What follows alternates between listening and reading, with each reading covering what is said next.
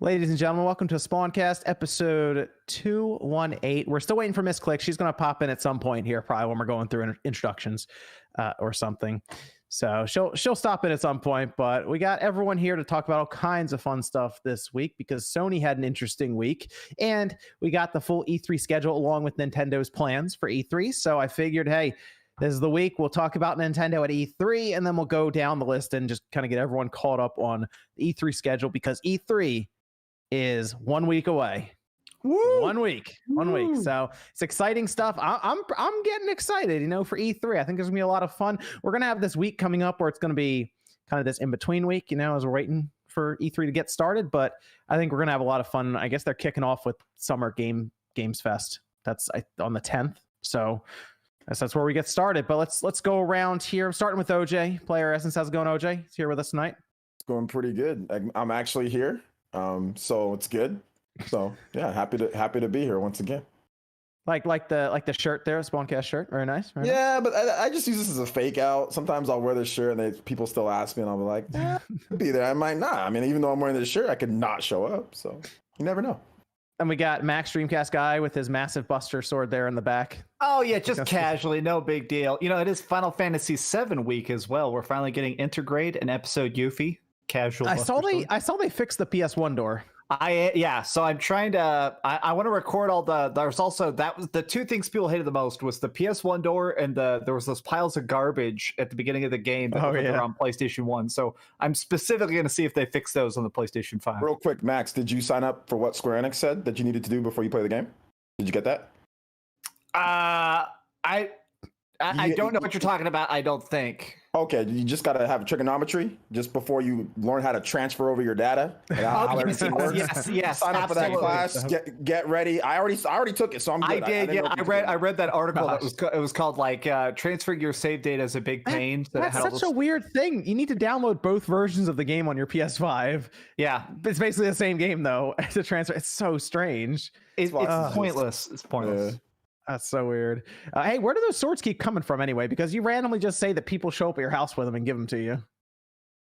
These ones here? Yeah.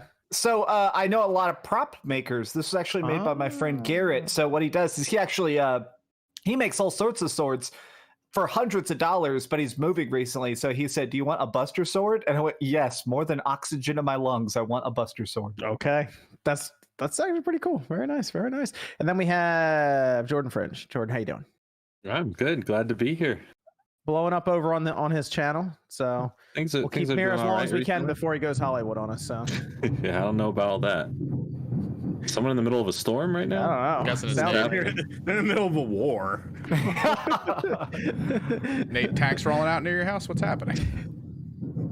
Actually, that is Nate. What? Nate, are you all right? 100%. We can't tell. We don't know what's happening there, Nate. You don't have a camera feed. What is that? He's moving the bodies into the basement. It's not a storm because it's not raining. It's wheels on a trash can going on? filled with bodies. It's like wind. This is the weirdest thing is his silence speaks Nate, volumes. where are you? Are you at home right now, or are you just like in the middle of a field somewhere? Reporting from war-torn X. It's not windy on the East Coast either, though. Reporting live from the Battlefield 6 announcement. I was gonna say he's participating in the console wars. He's here to stir up Xbot killer or whatever the hell. Where is he? Oh my god. Okay. Well, we'll check in on Nate. We'll check in on Nate when the mortar. It's not worrying stops. at all. Sean, how you doing? All right. Good to have Sean here. Sean's back with us, even though the Knicks got. Okay. Well, it wasn't great for the Knicks, but you know what? It's good to have Nate. It's good to have. They overachieved. Everyone at the start of the season said that they were going to be at the bottom of the conference and win 20 games. So anything beyond that was a plus. I didn't say that. I said they were going to be in the number 4 or 5th seed and they're going to be in the playoff. That's what I said. I said that. When? Let's go over here. Click is here. Hi. No, it's been a couple weeks. It's good to be back. Made in just time for introductions. Good to have Click back here. Hello. Yes. And we got MVG, Modern Vintage Gamer. What's going on? How's it going, MVG? MVG setting everyone up with the truth, preparing for disappointment throughout the week. So hey man, he was trying to let everyone know. Okay, someone's got to call it. The hype meter was just off the chain on Wednesday. It was, yeah. And then Nate, are you there yet? Yeah, I was trying to figure out what was going on, and it's just It's the fireworks celebration for Gatsby Days. It's the local Rhode Island tradition of when we burned a British ship back in the colonial era. Sounds like a reason to light off fireworks, apparently. All right. You're just Yeah, making it up was holidays. the first act of rebellion against the British. So take that, Boston Tea Party. We were first. We burnt down the merchant ship. Ooh. I don't know. Edgy. Though. That's That's what we're Screw you, celebrating right commerce. now. I like how he says we, like he was there with them. It was No, his my great- family. You my don't know family he wasn't might even be in a the country vampire. yet, so Nate, none of my family had Grandpa anything Nate. to do with this. We Nate were the still super in hate. Europe. Yeah. The time was Nate the Still in ultra the hate. country. Ugh. We were still in As the old as they get. country, so I had no part of the American Revolution. Nor did my Okay. family. We were still In Bon living in Jovi. Europe doing surf shit. Okay. And then we have. But I did have a pair of mallards commandeer my pool this week. Huh? Go on. Ducks. Yes. I know what Shit mallards going are, on. Sean. I don't This know. is too much You live in East Coast. Florida. Hold on, please. This is too much East Coast for me. Like, what the hell? Is the And- mallard the bird of Rhode Island? The symbol? No, the bird of Rhode Island is the Rhode Island red, How would you know a that? rooster, or a cock by some people's terminology. That makes so much Yeah. sense. Yeah, I had two mallards that took over my pool. They show up at 6 a.m. every morning. The female quacks incredibly loud until about 6:30. They swim around the pool till about 7. They hop out, nap on the deck of the pool until about Aw. 8, fly out of the pool, go to the bird feeders on the opposite side of the yard, eat seed, fly back to the pool, swim around again, nap to about 11. Then they fly away. They go wherever they go. They come back at 2 and repeat the cycle, and then they leave at about 8:30 at night. Dude, So this is you've been peak. tracking this. Yeah, They so show up on schedule where it's just like it'd be 6 in the morning. I'll look outside and I just see them land in the pool. Dude, that you know, I'm just That's a shocked love because story. clearly you do not have a day job since you're just tracking ducks all day. They're all well. I have a game camera. I Why? track any animal that comes into the yard. You and should get one, Sean. You should. I Did also you have a know? groundhog that just took over my shed. So there's a lot of wildlife happening right now. I see enough wildlife without having to know about what's Yeah, looming in the darkness, true. ready to kill me. All right. Then we have Evan. Evan's here. Yep. Good to have Evan here. So we did have a lot of stuff that happened this week. Like I said, with Sony, that was the big thing. That's going to be an interesting talking point. So we'll be going. Yeah, I can already hear Sean over there getting started. Evan, do we want to start with a Discord question though before we get into that? We can. Tech question, I guess. We got a guy that picked up an Xbox 360e, the one that came out after the Xbox One VCR, apparently. Yes. It has a super loud disk drive. He's wondering how easy it is to swap out or fix it. Those just have loud disk drives, like they really do. They vibrate like crazy in those things. And what's funny is they try to put some like rubber like grommets around it, but then they also wrapped a piece of rubber around it, and it's still loud. So the best way I could think of when I remember doing it was just laying it on its side, made it quieter. But it was just it's just a loud system in general. I don't really know what else you could do other than open it and try to wrap more rubber around it or something, or just play digital games off it. Yeah. Unfortunately, install the games to the hard drive. There you go with the 360. That would at least help. MG, you got anything over there with that? No, I mean the drive is I mean, there's a security like key, right? That's tied to the CPU and everything. So there's no way you can just swap the drive. So you're right. The best way to do it is just install the games onto the hard drive and do it that way. There we go. Okay, we got another Discord question, I guess Evan. I'll just read this full thing. I've always thought that Jeff Keighley was a positive influence on the gaming industry, but having the Summer Game Fest running the same time as E3 really seems cringeworthy. Does anyone on the Spawncast agree? Has Jeff overreached this time? I mean, I think we need to see it first. The way he's describing, he could have some good reveals on the 10th. Better than E3? competing. Better than That's the question, though. Is he competing? It could be better than E3. I don't think it's gonna be better than E3 because E3 has like a Nintendo Direct. Think of and how Treehouse shit. and all this extra stuff that they Think want. of how shit last year was. Last year though was kind of like last minute and thrown together, and we're still technically in it. Still sucked. I mean, I'm worried about before we even get into the actual E3 talk. I think the bars should be very low for this E3 as well, just because we still don't have an official schedule and it's happening in days. I don't know.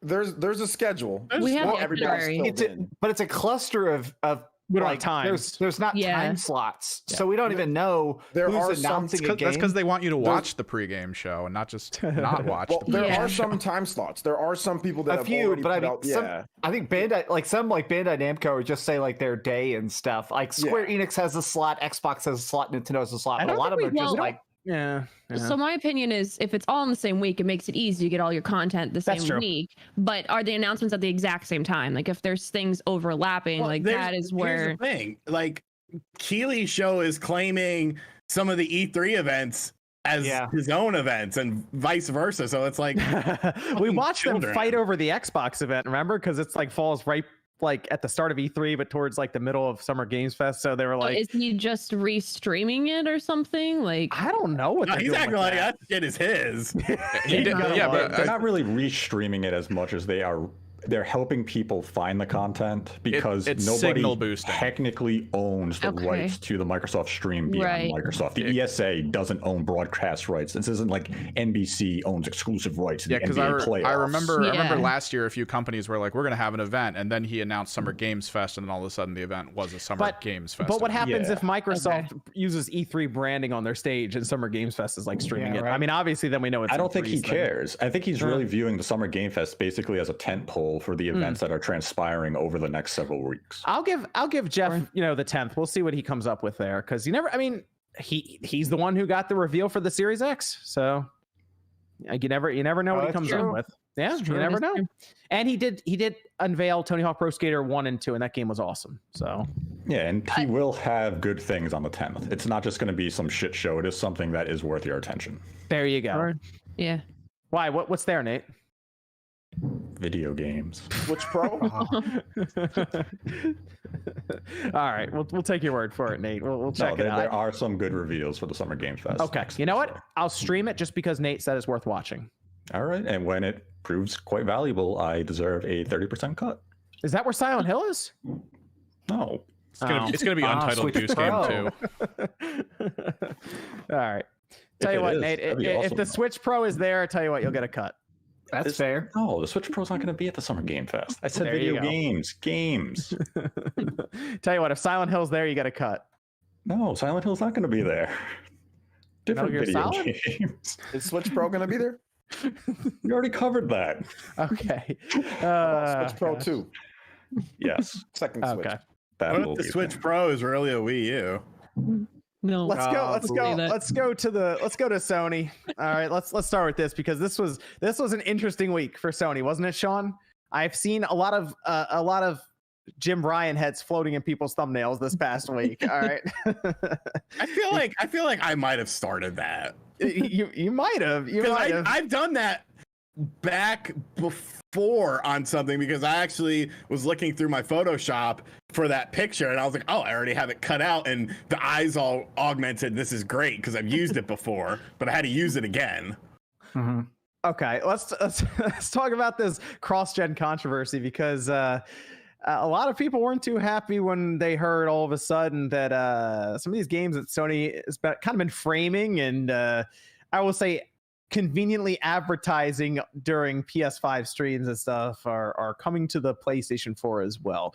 Mm-hmm. God of War being one, which, I mean, they never said where God of War was going to be playable. So that was like, all right, it's a PS4 game. Okay. But I pointed out, and MVG saw it too, Gran Turismo 5 was marked as a PlayStation 5 exclusive in their trailer. It actually said PlayStation 5 exclusive. Yep. Mm-hmm.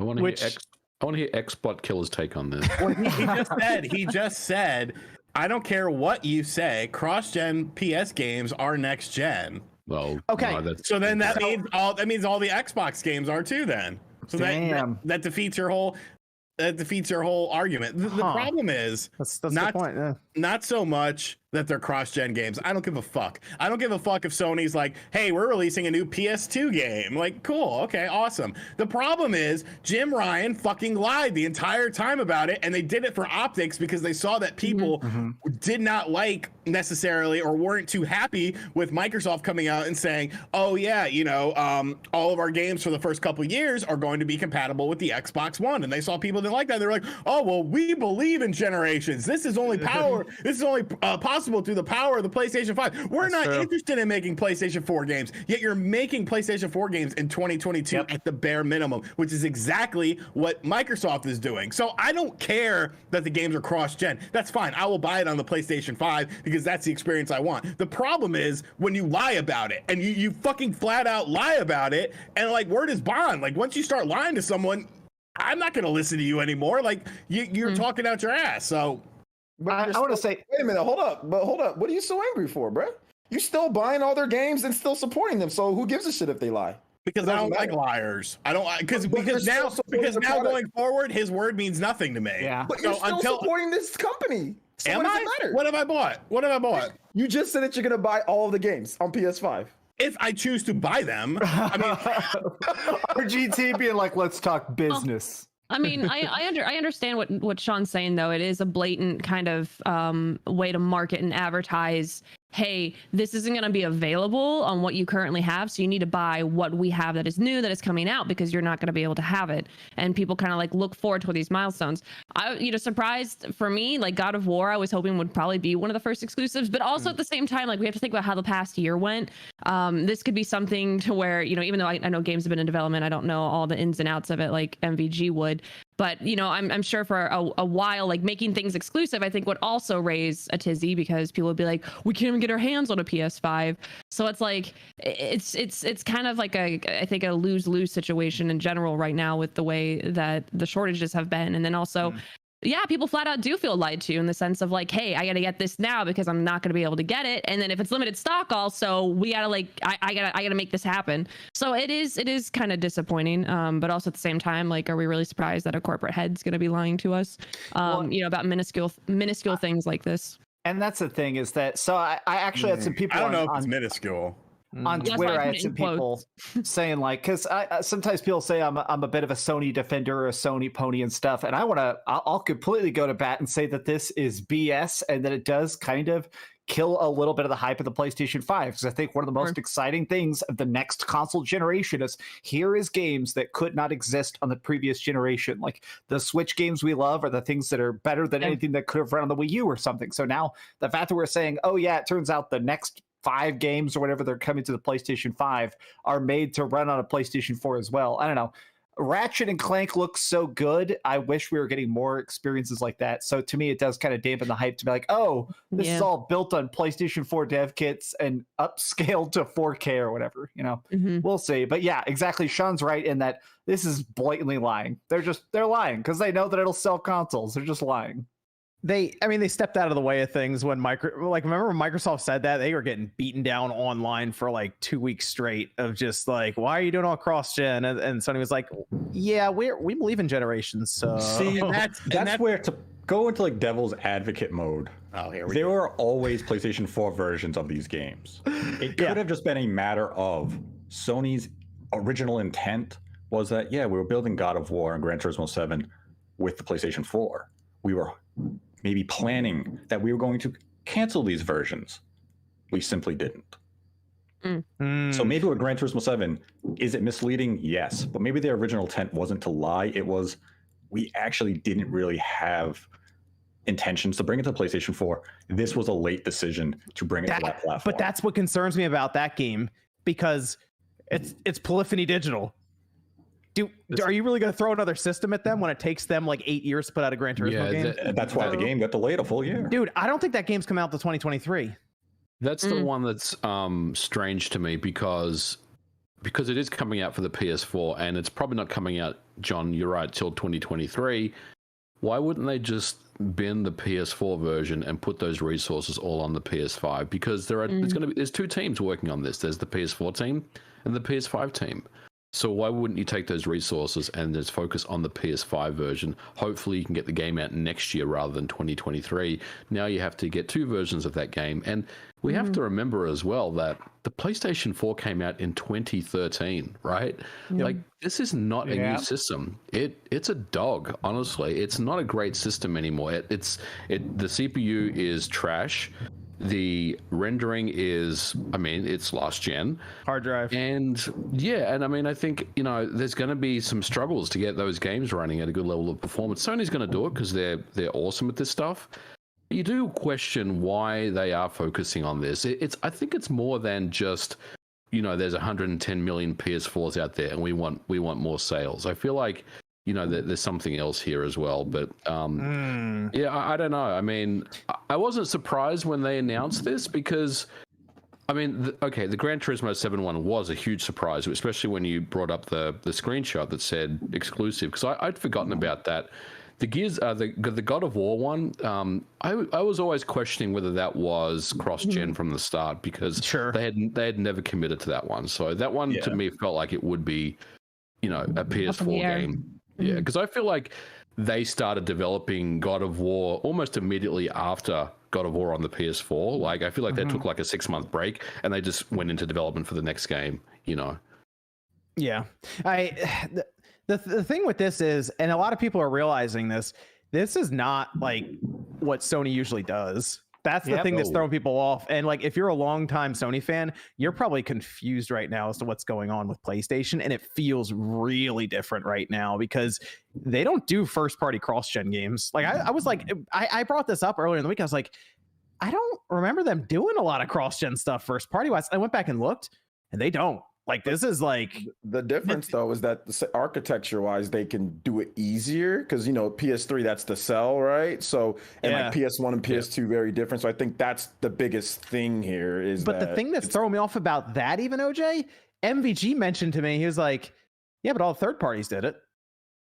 Like, we had a lot of third party versions that went on the, you know, the PS3 and the PS4, or even back in the day, the PS2 and the PS3. Like, I almost feel like Sony could have done it back then if they wanted to, but it seems like Sony just they're just taking this whole ship in a completely different direction right now, because then they also talked about PC gaming and they were like, well, PlayStation's still gonna be the best place to play on day one at launch. It's almost like they got a new head of the company. I'm telling you, man, everything completely changed.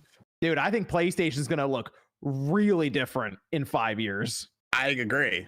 Like, and they'll still go out of their way to lie about things, though.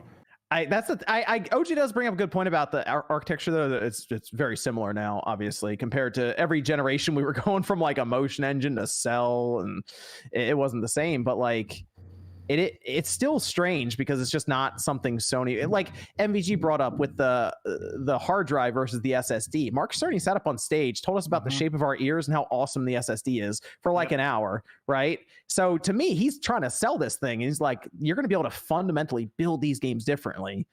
And now like 2/3 of Sony's first party games that take 4 or 5 years to make are cross-gen. And I mean, they're going to be limited by the PS4 because that's where they started. So that's my biggest thought. And I'm just kind of throwing this out here mostly towards MVG. Is this just a development time problem? Because I think we've all heard developers talk about the fact that AAA games take longer and longer to make. Everybody wants stuff to be open world and gigantic and beautiful and have a million side quests. So the average game takes 4 or 5 years, whereas a lot of projects in the past were made in 2 years. Is this just partially that they were aiming for the PlayStation 5 before the PlayStation 5 was done, so it ends up being a high-end PS4 game that also runs on the PlayStation 5?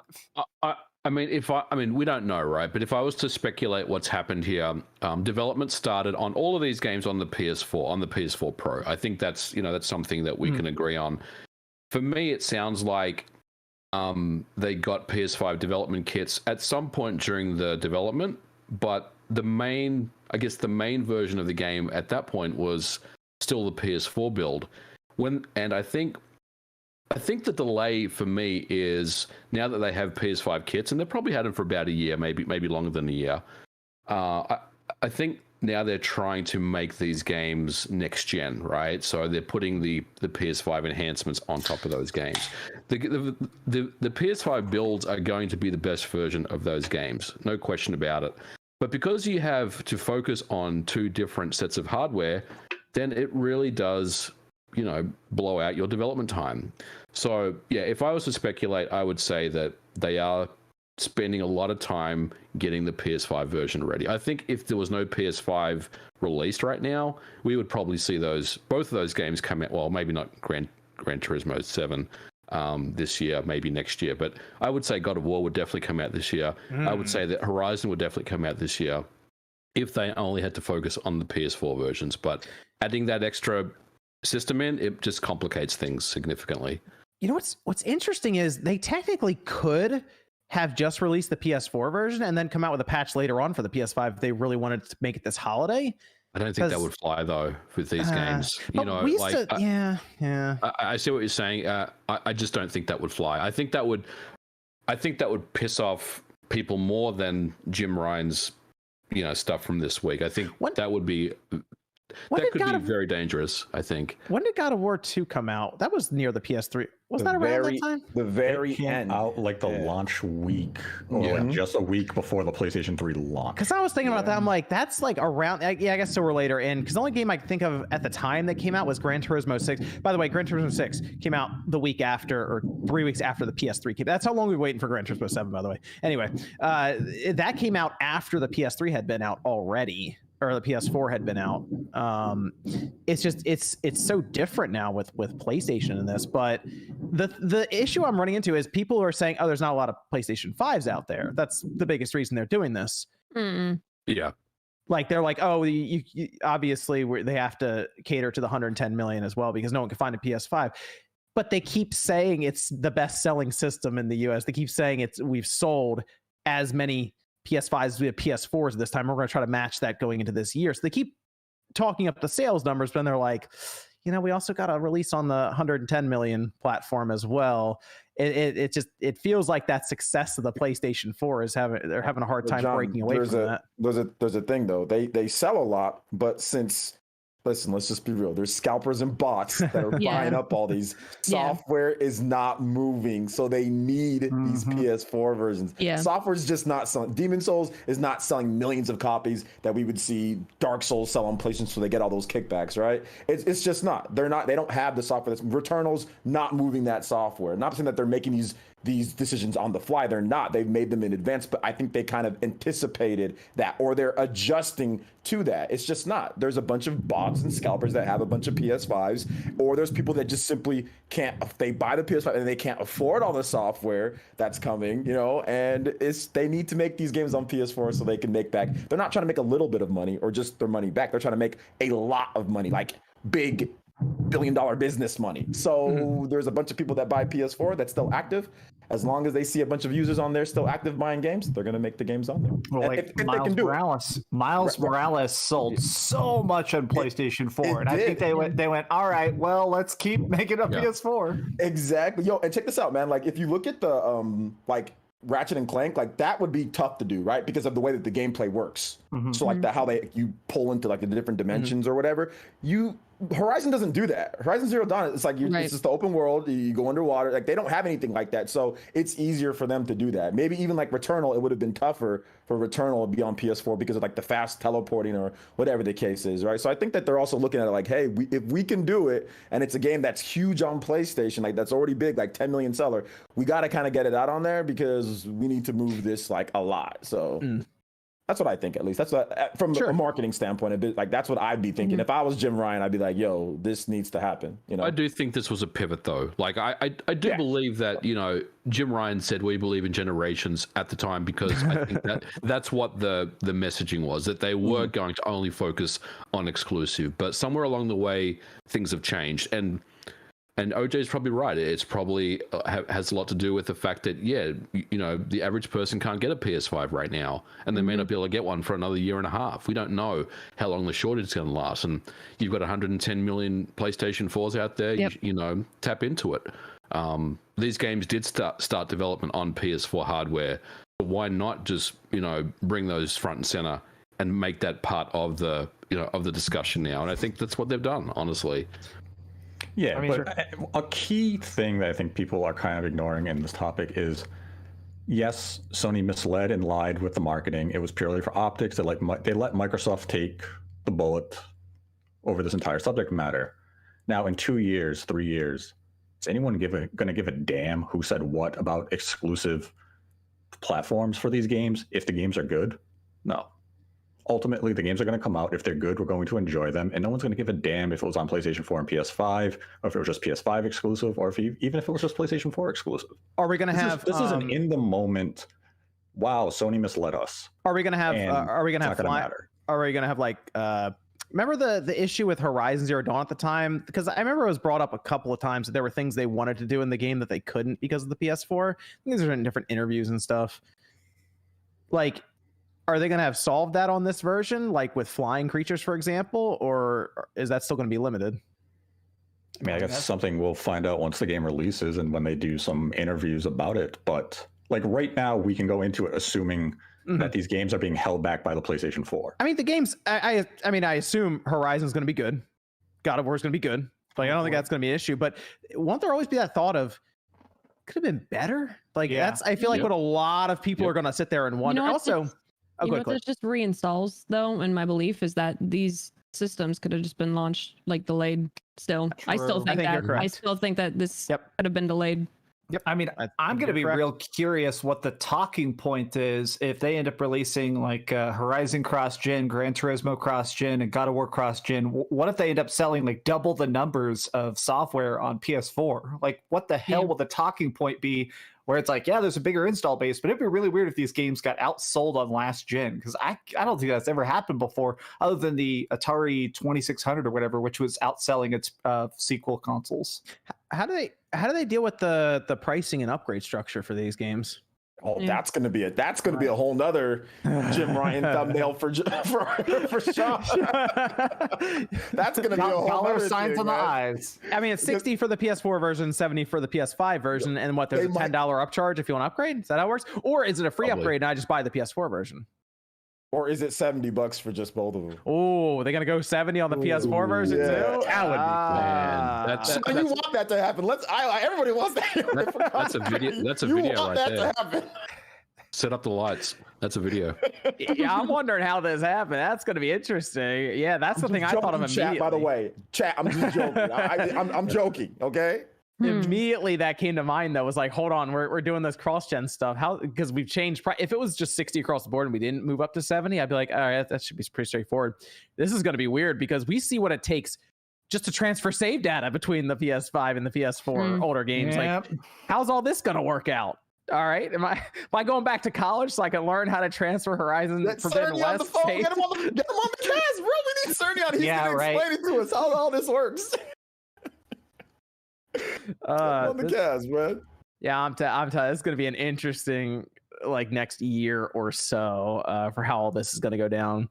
But if we're still talking about the PS4 in 2023 with Gran Turismo 7 coming out, also Gran Turismo 7 I thought was going to be one of the big games to take advantage of VR, and they're building it for the PS4 as well. It's like VR.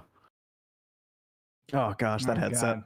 I don't want to put that headset back on. That thing is, I'm ready for PSVR too. I forgot I owned a PSVR and I was cleaning up my closet and I found the headset and went, oh yeah, I own PSVR. Dude, compared to some of the newer headsets now, I think it's archaic. So I'm ready. I figured the new Gran Turismo would show that off, and like, it feels like Polyphony Digital's gonna get crushed. That game's never coming out. That game's never coming out. Oh my gosh. Okay, so we have all right, now there was another part of the Q&A that I thought was really interesting, and that has to do with Sony and PC, because they were this whole Q&A. All right, first of all, this Q&A was basically just a press release. Let's be real. Yeah, true. There were so many times I was reading through it and I was like, I would have at least asked a follow-up question here on this, and there's like, let's move on. All right, so they brought up the idea of PC, right? How does PC fit into the worldview of PlayStation Studios moving forward? And this is from Herman Holst. I want to emphasize that PlayStation will remain the best place to play our PlayStation Studio titles at launch. but we do value PC gamers, and we'll continue to look at the right times to launch each game. And they go on to talk about Days Gone and all of this. I think in 2 to 3 years, we're going to see a same-day release on PlayStation and PC. What? With one of their first-party games. I disagree. I think crazy. So? I think it's going to happen. And I think it's going to start with a live service game. So let's say they do Last of Us Factions. I think that's going to go to both PC and PlayStation same day. You know, but that sucks because I know for a fact I'd buy it on PC over PlayStation in a heartbeat. And they'll be like, I'll take your money. Thank you in a heartbeat. Yeah. You know how much money they made off of Days Gone? They made Did they make it? Well, it was on Horizon. Horizon. They made a 250% return on investment. Yeah, Horizon Zero Dawn. They made a lot of money on that's and they sold it at $50. Yeah, that's why that's one of the biggest reasons they got such a return. And the live service game, they might launch Factions as a free game. It might just be a free-to-play thing. That might be what they do. Because they had that big slide up for investors to see, and they were like, we're going to do mobile gaming with the PlayStation brand, which means games like God of War and stuff will go to not the exact same ones, but they'll have their own versions of it. Maybe they're like God of War gotcha game. I don't know. But like they'll do gotcha of War. No, I can't believe casually mentioned that and just passed on. They'll do that kind of stuff. But I'm telling you, I think they're looking at this PC side and they're like, could the next Uncharted live service game that I bet you they're working on, a multiplayer Uncharted game or something, could that be a PC game that is day one? Like, why are you saying this? And I mean this just because this seems so baffling. I never consider it. Like, I'm not butthurt. I promise I'm not butthurt. But what the fuck? My thing is it just because you think they're just the gaming division isn't making enough, and this is their way to, if they launch it day and date? Because it seems like it would hurt PlayStation consoles a lot. I think right now Jim Ryan is doing anything possible to figure out how they beat the software sales and the revenue of the PS4 over the next 5 years. I think he's realizing, wait a minute, PC gamers will overspend for some of our games. True, well, and with mods and stuff, I feel like games sell longer on PC. PC games have a very long tail, and since it's all digital, like you don't have the used games getting resold and stuff. So yeah. I think they're going to come up with their own PC launcher.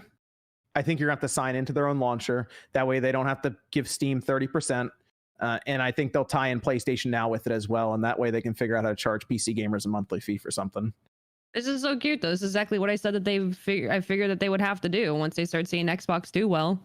Yeah, they can bring their games over. Like, they need to have their own version of what Xbox has. I mean, it makes sense. I think this is their strategy over the next, I'm going to say 5 years, but mostly running through this generation. They're slowly getting to the bottom. Why do you think, like, let me ask you this. Why is Uncharted 4 going to PC next? Why not the trilogy 1 through 3 that was already ported to PS4? Why not just do that? I maybe they'll do that next. Maybe they're just doing things that are the most recent, so they just still have the raw code still laying around on hard drives. I think they're testing a lot of this stuff to see how it goes, and then I feel like they're slowly going to work up to a day one release on PC. Someone said Dreamcast guy's head is exploding. Yes, it is, just because I've never thought of this. I do think you're winning me over to it, and yes, I mean honestly, it is free money. Like, why the hell not? Especially because, as people have said a couple of years ago in E3, people saw all the PlayStation booths. All the games are actually running on PCs anyways. So yeah, I mean, why not sell it on there? It's just, it's crazy to think about. I don't know. It's baffling to think about. But I mean, maybe you're right. I kind of wonder. The reason I don't think they're running face first into it is because they're trying to figure out if it would affect their PlayStation console sales. Yeah, is what they're trying. But like at this point, they can't keep them in stock anyway. Yeah, exactly. So they can't even gauge that right now. So they're kind of just like, well, we're making money on it. Let's move Uncharted now. Let's move Days Gone. Let's move Horizon. Let's see what happens. And they keep selling on PC. So yep, I guess they're going to keep porting and they're going to keep overcharging because they just give Uncharted 4 away like it's water now, online. They're just like, here you go, here's Uncharted 4. But they're going to charge PC gamers $40 or $50 for it. It's strange to think that the games will objectively look and run and play better on PC. So it's weird to think about, like, there'll be, because I mean, PCs are just stronger. So it's going to be weird to see, like, 8K God of War or whatever. Like, man, that's crazy. I think the issue we have right now with that is Horizon still hasn't received a patch for PS5. And it blows my mind because on PC, they're, 120, 140 frames or whatever. But on PS5, they're stuck at 30 still. It's weird that they haven't gone back and fixed that because Insomniac went back and took care of Ratchet, made that 60 frames. But it's weird they're not doing it for things like Horizon, Days Gone looks pretty good, obviously on PlayStation 5. Now looks great on PC, but I'm trying to figure out what's after Uncharted, because now we're starting to get to the point where they're getting closer and closer to some of these more recent releases. Better be Bloodborne. Oh, if it's Bloodborne, that's going to be amazing. I hope it's Bloodborne. Cool. That would be outstanding. But that'd be too cool, so they probably won't do it. They'll probably be Knack 3. You know what? Give Knack 3. See if PC gamers will pay $50 for Knack 2. Let's see. Let's test $50 this you get Knack 1 and 2 combined. I was gonna say give PC people Knack 3. Give it only to PC Knack as 3, some weird experiment. Let's see how serious they are about this whole thing. Let's try it. So I mean, at this point, they have some of their first party stuff slated. I think it's going to be a live service game first. I think it might be a Factions or an Uncharted multiplayer game. That would be my guess. So we'll see what happens when those get announced. Any last thoughts on Jim Ryan and PlayStation cross-gen from anyone? Jim Ryan. Time will tell. Click is like excited. Click's excited. It's not a good this. look, but what do you mean? It's not a good look, but Sony always wins, so it doesn't matter. Always wins. Yeah, that's Sony water. Sony always wins. I'm not excited. I think it's, I don't know. At this point, it's just time will tell, and I think people will look at the way people speak in interviews differently, and kind of not take everything as the ultimate truth right away, and kind of see how the practices play out versus the actual words. Actions speak louder than words, I feel like. I'm excited for PC PlayStation games. Oh yeah, no, I'm flat out like when we were talking about, with Pass coming out, I was just like, Sony's gonna see that this is awesome and they're gonna want their own, and that's kind of what's happening. That's why I didn't get upset at Jim Ryan, because I was like, I already knew that they were gonna go back, and Sony's always done this. This is like a typical thing. So it's like, we gotta read between the lines. We gotta read between the lines now with Jim Ryan. All right, we gotta read things 4 times right now. I even look at like the Herman Hulst or whatever. I don't know. His interview, and what he says about Japan, and I'm like, okay, dude, like, they have Team Asobi. I just expect it. I already know, so it's like it's not that big of a deal. I kind of think Team Asobi is going to try to build their own Mario Galaxy. Basically, now they're given that budget, and they're like, do what you got to do. So the problem is that they got rid of. He's like, oh, it's very important. It's this, but then they got rid of all the talent. Right. They didn't re-sign them. It's not like they didn't want to go. They would have been okay going into Team Asobi, but they didn't re-sign them. They said, nope, you guys can just bounce. So they let go of all that talent that made all those games. And we care about Japan. No, you don't. But it's okay. It's no big deal. They'll keep Team Asobi, because I think that's located. They're gonna have that big studio in Tokyo, but I feel like that's like their main. Maybe 2 or 3 games come out of there over the next 3 years. I don't know. I hope we'll so. see.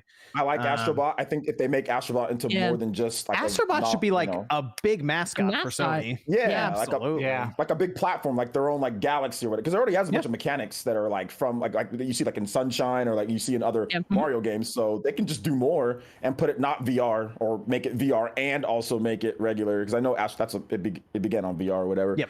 But yeah, I'd be down for that. I think Team Asobi's cool, but it's just like, hopefully they do more than just. I just wish they didn't let go of all that talent. I think they could have made those games even better. There's stuff like in Gravity Rush that those guys could have really made something cool with Astrobot, right? If you had like the Gravity Rush guys around, or if you had some of the other dudes that have been around at their oldest first party studio, like it's like getting rid of the Mario team or something. Obviously the Mario team makes more. They sell more, but it's their oldest first party studio. Yeah. So it just kind of, you gotta establish that character. I think Astrobot could be a good character for him. Have Astrobot be around like the PlayStation logo at the beginning of some games, and that'd be so cute. Sure, why not? Sackboy was gonna be that at one point. Yeah, I know. So into Little Big Planet when I bought that day one. I thought Sackboy was gonna be like that dude, and then like he just like there feels like there's something wrong with just a small creature made of burlap doing stuff versus an actual Astrobot robot. Looks cool and futuristic. At the time, it was cool, right? Didn't you guys all think Little Big Planet was like? No, I like Little Big Planet when it came out. I thought it was amazing. I did. Yeah. I thought it was cool. Guess it was just me. Let's go over to the super chats here. Jesus Christ left a super chat. Nice. Said, "What is everyone thinking about Breath of the Wild 2's name?" What do you think the name? Breath of the Wild 2. I mean, if just to pull something out of my butt, it'd be cool if it's called something like Fallen Kingdom or The Rise of Hyrule or something dramatically that's short and sweet. Park. Yeah. Fallen Kingdom. I actually forgot that was a Jurassic Park thing. You're right. Well, you can't use that. Anything like I always had this theory at the beginning that like they were like Ganon was like betrayed by the royal family or something about like having the royal family have like skeletons in the closet, quite literally.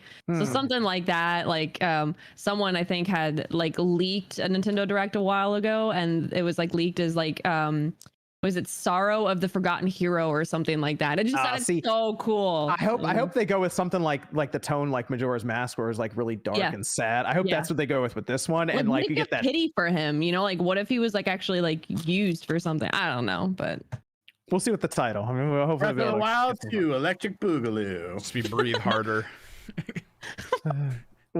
Swift Miles says, what niche GameCube IP do you want revived? Iced. Eternal Darkness. Geist, I thought about Geist for a minute there. That's a good one. Eternal Darkness. There's no other Eternal Darkness. What'd you say, MG? I said Eternal Darkness. Okay, cool. Eternal Darkness. Yeah. I do like the idea of Geist though, Sean. That's a good one. I just want more 2D Zelda. I don't care what it takes. I want more 2D Zelda. Really? I want more offshoot Pokemon games like Coliseum and XD Gale of Darkness. Bring those type of games back. Okay. This is from Truly Epic. Is Ubisoft at E3 this year? If so, who's going to be the one brave enough to stream it? No, well, not me. Someone else. We were just talking about that. You can wait. Hold up. Here's the thing. That's the Ubisoft Forward, right? Yes. I streamed one of it, and other people streamed them, and they had no issue. However, the only problem, it's Just Dance. That is the game. So if you are going to stream it, turn it off, shut off the camera, just don't do Just Dance. That is the isolated problem, is Just Dance. So just keep that in mind. Don't want to touch it. I don't want to touch that because I know they're going to put Sam Fisher in Just Dance or something stupid. So about time. Not going near it. I can't imagine Ubisoft announcing anything that would be that exciting for me anyway, looking at their lineup. And Mario plus Rabbids 2, what if that gets announced? It's the one time you're not watching that they announce a brand new Splinter Cell. Brand new Splinter. Yep, that's where it would be, right there. Right. Yep. Ubisoft is actually bringing us the next Star Fox game. See, like something like if they had some cool new IP with Nintendo collaboration, that would be cool. But Splinter Cell is the one where I'd be like, yep, of course I didn't stream for that. But I mean, I don't trust them with Splinter Cell anymore. If they do, it'd be a weird reboot cell phone game called Dark Missions, you know. This is from Zoob saying, fun fact, Aloy, Ellie, and MJ are fine. Jose says, hi guys, love the podcast. Question, why hasn't Falcom been discussed as a possible Microsoft acquisition? Big JRPG studio with a lot of good IP. Well, wait, hold up. First of all, they're not a big JRPG studio. They're actually really small. They're about 40 to 50 people. So that's the first thing. The second thing is, what's the point of buying Falcom? Like, I guess if you want to enhance your own Japanese offerings, I guess, but what is the benefit? And the third point is, does Falcom want to be bought by them? You know what I'm saying? I mean, maybe, but and you can't just, buying Japanese companies is not something that you could just go do because they're like a hardcore Japanese company. So there's a number of issues with that. But yeah, they're not as big as you think that they are. They're just a small studio. Platt says, OJ, you're right about Scarlet Nexus. I played that demo and immediately pre-ordered. It's going to be slept on. Also, are you on the Spawncast? That was $5. Yeah, I'm on the Spawncast, and I'm glad that you like it, man. Yeah, Scarlet Nexus is definitely going to be a sleeper type of hit game. I mean, I don't think it's going to review super, super well. It's going to probably be like low 80s and all that. But, I mean, I still think it's going to be like a ton of fun. Like, I still think it's going to be a lot of fun. So yeah, I'm glad that you're enjoying it. This is from George saying, last year, Nick Robinson made multiple videos on Super Monkey Ball and how that there's apparently one in the works. Any chance we hear about that at E3? Are we getting a new Super Monkey Ball?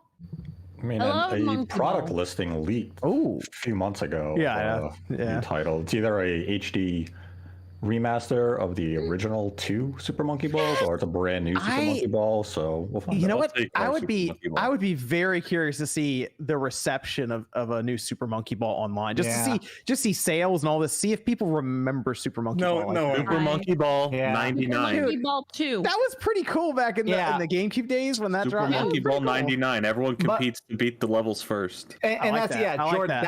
That's what it needs to be. I bought the one on Switch. the Banana Blitz or whatever, and I played like 30 minutes of it because I feel like a lot of them are the same. If they did something like that was online Battle Royale Monkey Ball, yeah, I'd play that. But otherwise, I don't care. Yeah, I guess. You guys wouldn't want like the single player Monkey Ball and all that? No. Not anymore. No, I still would. I like that stuff. I like Super Monkey Ball 2 is my favorite. I was sad about Banana Blitz being the only one, but come on, the geeky monkey. Matt Anumi says everyone mad at Nate this week needs to direct their hate towards Bloomberg's crappy clickbait reporting. Silent Hill win. No, be mad at Nate. They don't have to be mad at Bloomberg. If you want to be mad at somebody, be mad at the people who actually said it's coming June 3rd. Bloomberg never gave a specific date. I never gave a specific date. Most outlets that reported it and corroborated the Bloomberg report didn't give a specific date. Be mad at the outlets that said June 3rd, this is happening. They gave you an exact time and date of anticipation. That did not happen. So, I mean, maybe that's what people, or find an outdoor hobby and redirect some of your energy towards Just listen to MVG, okay? He's got it on lock. Don't be mad. Just go outside and MVG will put the tweet out if the hype gets too out of control. He's got you covered. Yep. I need to be angry for disappointment. Just touch grass. Next time you're about to write a angry comment, go touch some fucking grass. No, I'm mad.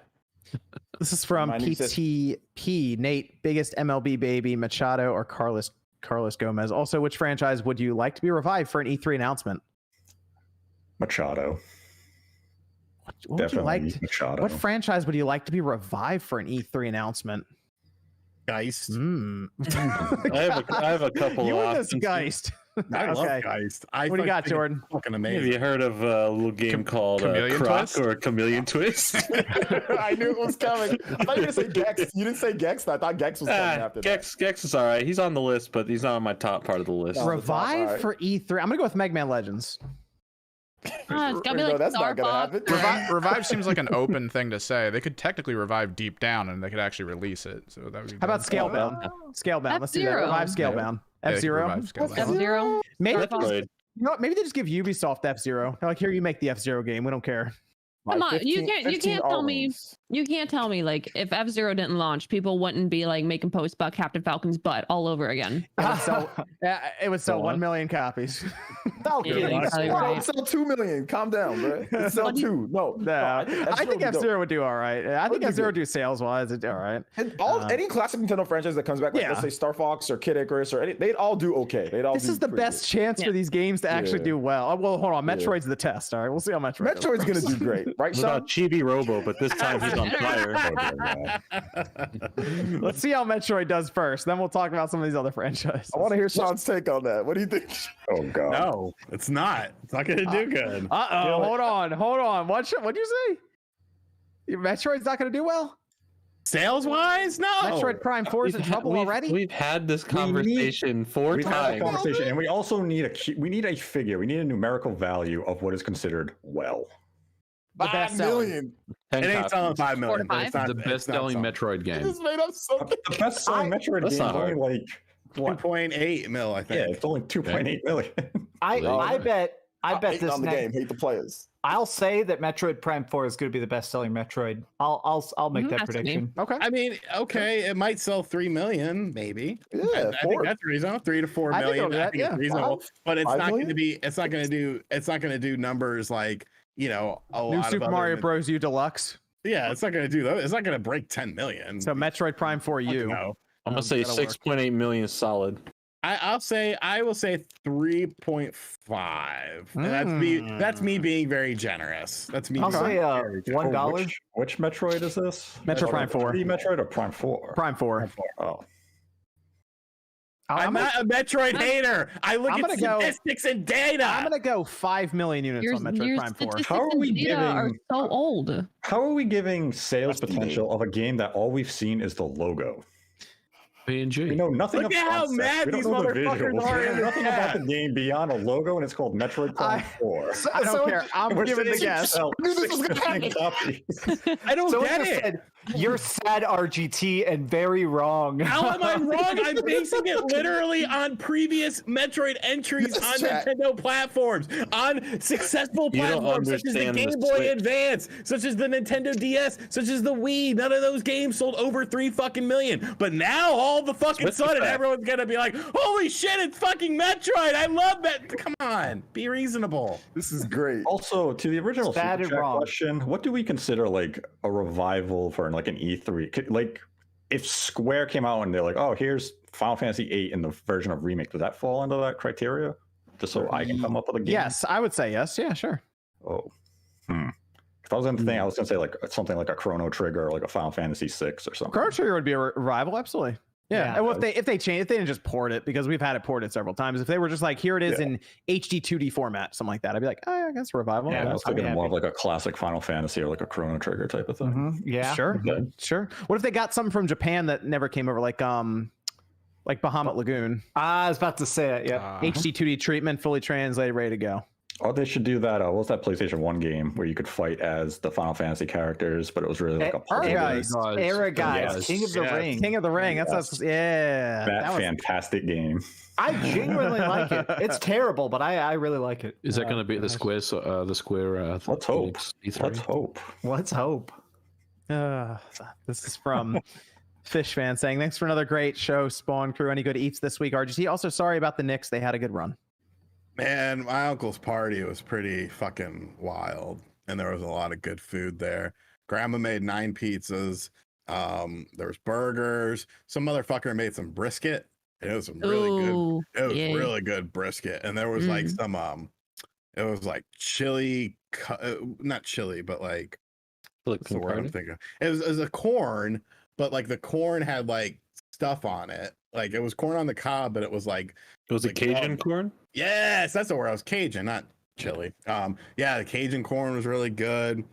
There wasn't many cannolis though, and like I was sitting there. Disappointed in the lack of Not cannoli. No, I got Marty. mad because I'm sitting there and like my grandma's like, all right, watch your little cousin or whatever the fuck he is. It's my cousin's kid. Oh my And god. he was like eating some bread, so I'm sitting there watching him eat, and then like this dude comes up and just grabs his cannoli, and I'm like, oh shit, I think that was the last one, and I got like really mad, but then I found one hidden, and I was really happy. Secret I picture you'd be cannoli. like, where the That's a hell is good the one. cannoli? And also, while I'm angry, Metroid is not selling more than 3 million copies. Wait, hold on. Where was the cannoli? Where was it? They had like the One the kitchen cannoli? table was like was the dessert trays, so you had to like look on the various dessert trays because people were like mixing shit up. It was crazy. There was like 65 70 people there, and it was raining and it was cold, so there was 3 parties going on. There was like the normal party for like family and like people who didn't want to party all that much, which was in the house. If you were like a light partier, you went into the garage, and then if like you were throwing the fuck down, you went into the shack, and like that's where shit So got here's wild. how we can figure this out, Sean, okay? About Metroid. Go on. Okay, so you said 3 million copies, right? Yeah, I think that's a Okay. very fair number. So if you think Metroid Prime 4 is going to sell more than 3 million copies, hit the like button. And if you think it's going to sell less, hit the dislike button. You'll be in good shape here. We'll see what happens. All right. Like the Mm. video if you think it's going to sell above 3 million. Dislike it if you think it's going to sell less than 3 million. And we'll see what happens there. All right. We'll give it 10 minutes and we'll check it to see. The likes I are don't going know. up. You might have a shot, Sean. I don't know. We'll see. You can go ahead and hit We'll the see. dislike button real quick. No, Hey, the likes just jumped up like 100. You people are foolish. Look at sales going data. up, man. Think with data, not your emotions. That's what's wrong with everyone nowadays. I feel like Metroid is going to sell 10 million copies. Like fuck, man. I'm just looking at data here. It really depends on the game. I think gosh. it really depends on the game and how Nintendo markets it. I mean, if it's bad, then it's not going to do well. If it's, I don't if think it's really gonna, I it'll think do it's going to be a great game. I just don't think it's going to sell well. Just like most Metroid games are great fucking games that never sell well. Based on what, Sean? Data. What? Previous releases. So the only reason I think it's going to sell, I do honestly think it's going to sell a lot, and I think it's just because going up like 400 likes. the only reason why is crazy. The Switch fan base is so ravenous. Like, so many Switch games sell more than I ever would have thought. Like, fucking, what is the stupid Rice and Rain? What is that stupid game? I think that was a Sakuna Rice million. and Ruin. I think that was sold- a million. Oh, That sold a million copies. I Wasn't that definitely. across all platforms? But what if Metroid Prime 4 is just a sequel to Federation Force? You shut your whore mouth.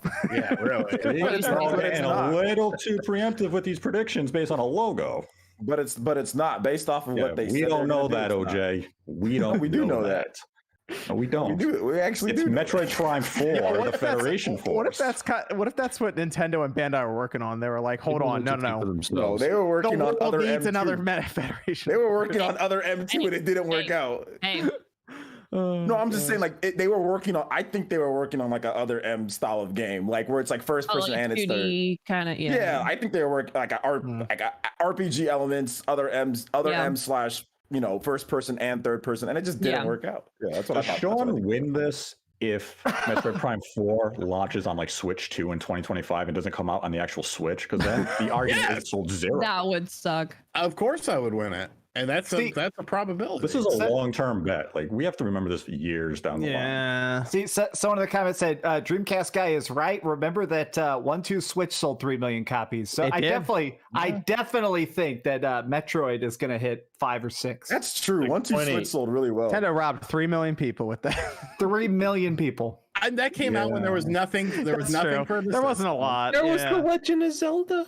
Besides that, And people chose to not buy that for some reason. But people kept, the thing about it though, Sean, is that people kept on buying it even as stuff came out like That's later true. down. It didn't sell 3 million right away. It like kept on selling over the course because of it's a year and then 2 years, then even up to the third year, it was still kind of Hey, selling. I'm not gonna lie. 1-2 Switch is really good if you get a couple drinks in you and you just get all your friends together. People who never get up and move. That game is hilarious. I've seen people absolutely fall on their face, but Yeah, you know, I mean, alcoholism makes everything great. It's fantastic.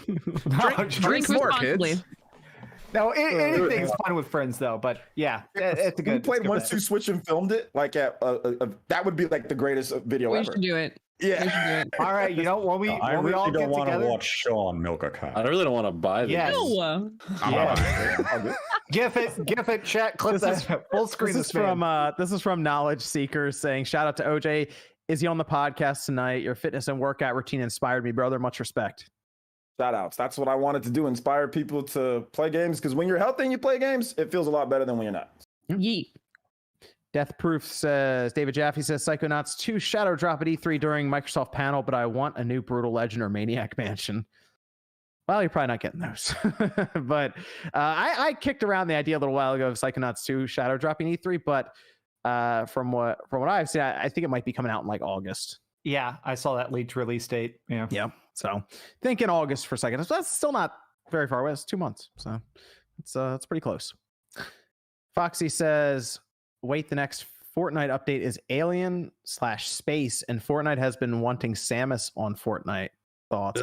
We mentioned that a while ago. There's a whole hour-long thing of talking about Samus in Fortnite. So Yeah, what do you think about that one, Sean? Oh my god. Oh gosh, I think it's great. You think it devalues the brand or whatever you said? It'll help Metroid become the top-selling Nintendo Switch game.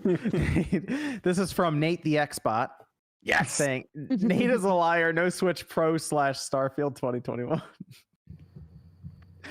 You really need to go outside. You need to go outside, find an outdoor hobby, probably find a circle of friends, maybe get a pet. I am his friend. Hold on. This is from Bradley saying Sean looks dumb tonight from all the members in that one Facebook group. I love that group. There was something. Thanks, Bradley. What did they put the other day? Hold on, let me read it. Is it just you and like one other person in there? No, there's a couple people in there. Oh, There's a couple okay. people. They just make like random. They just roast you? Yeah. Oh, Oh, you guys think Sean's eye sty came from a hooker? Because Oh I had a my bad sty. And that was the Oh my god.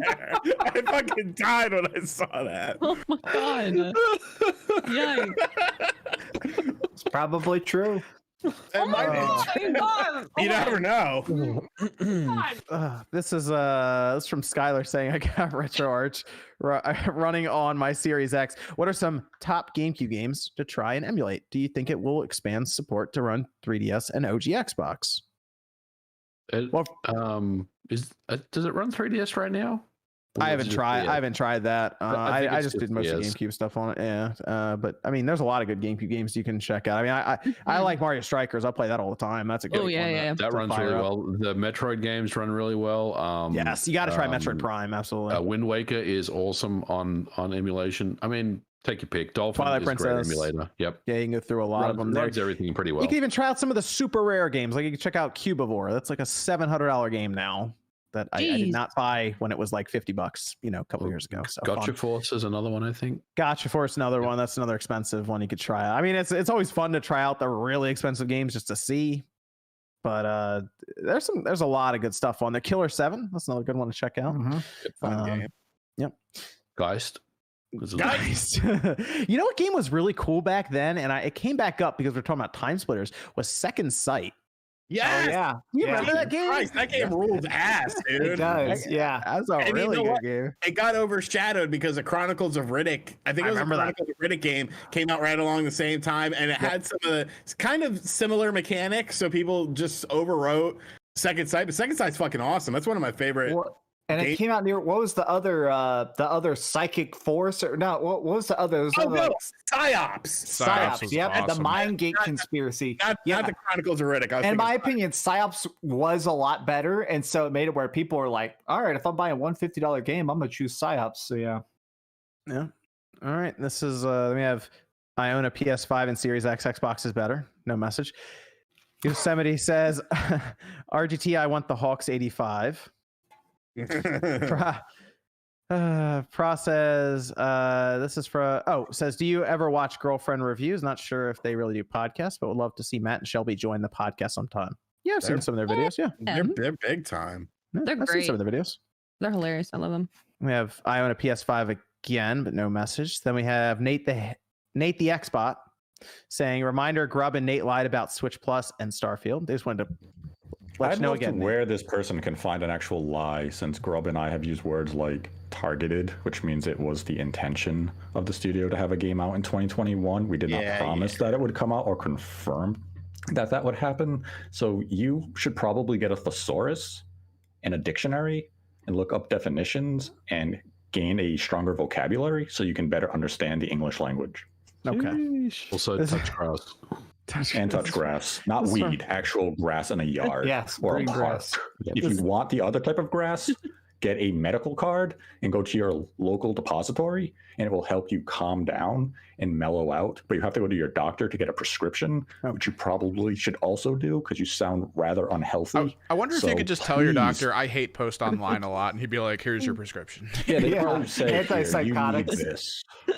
Go get some edibles, get some juice, get everything we have, and just have a relaxing Saturday evening.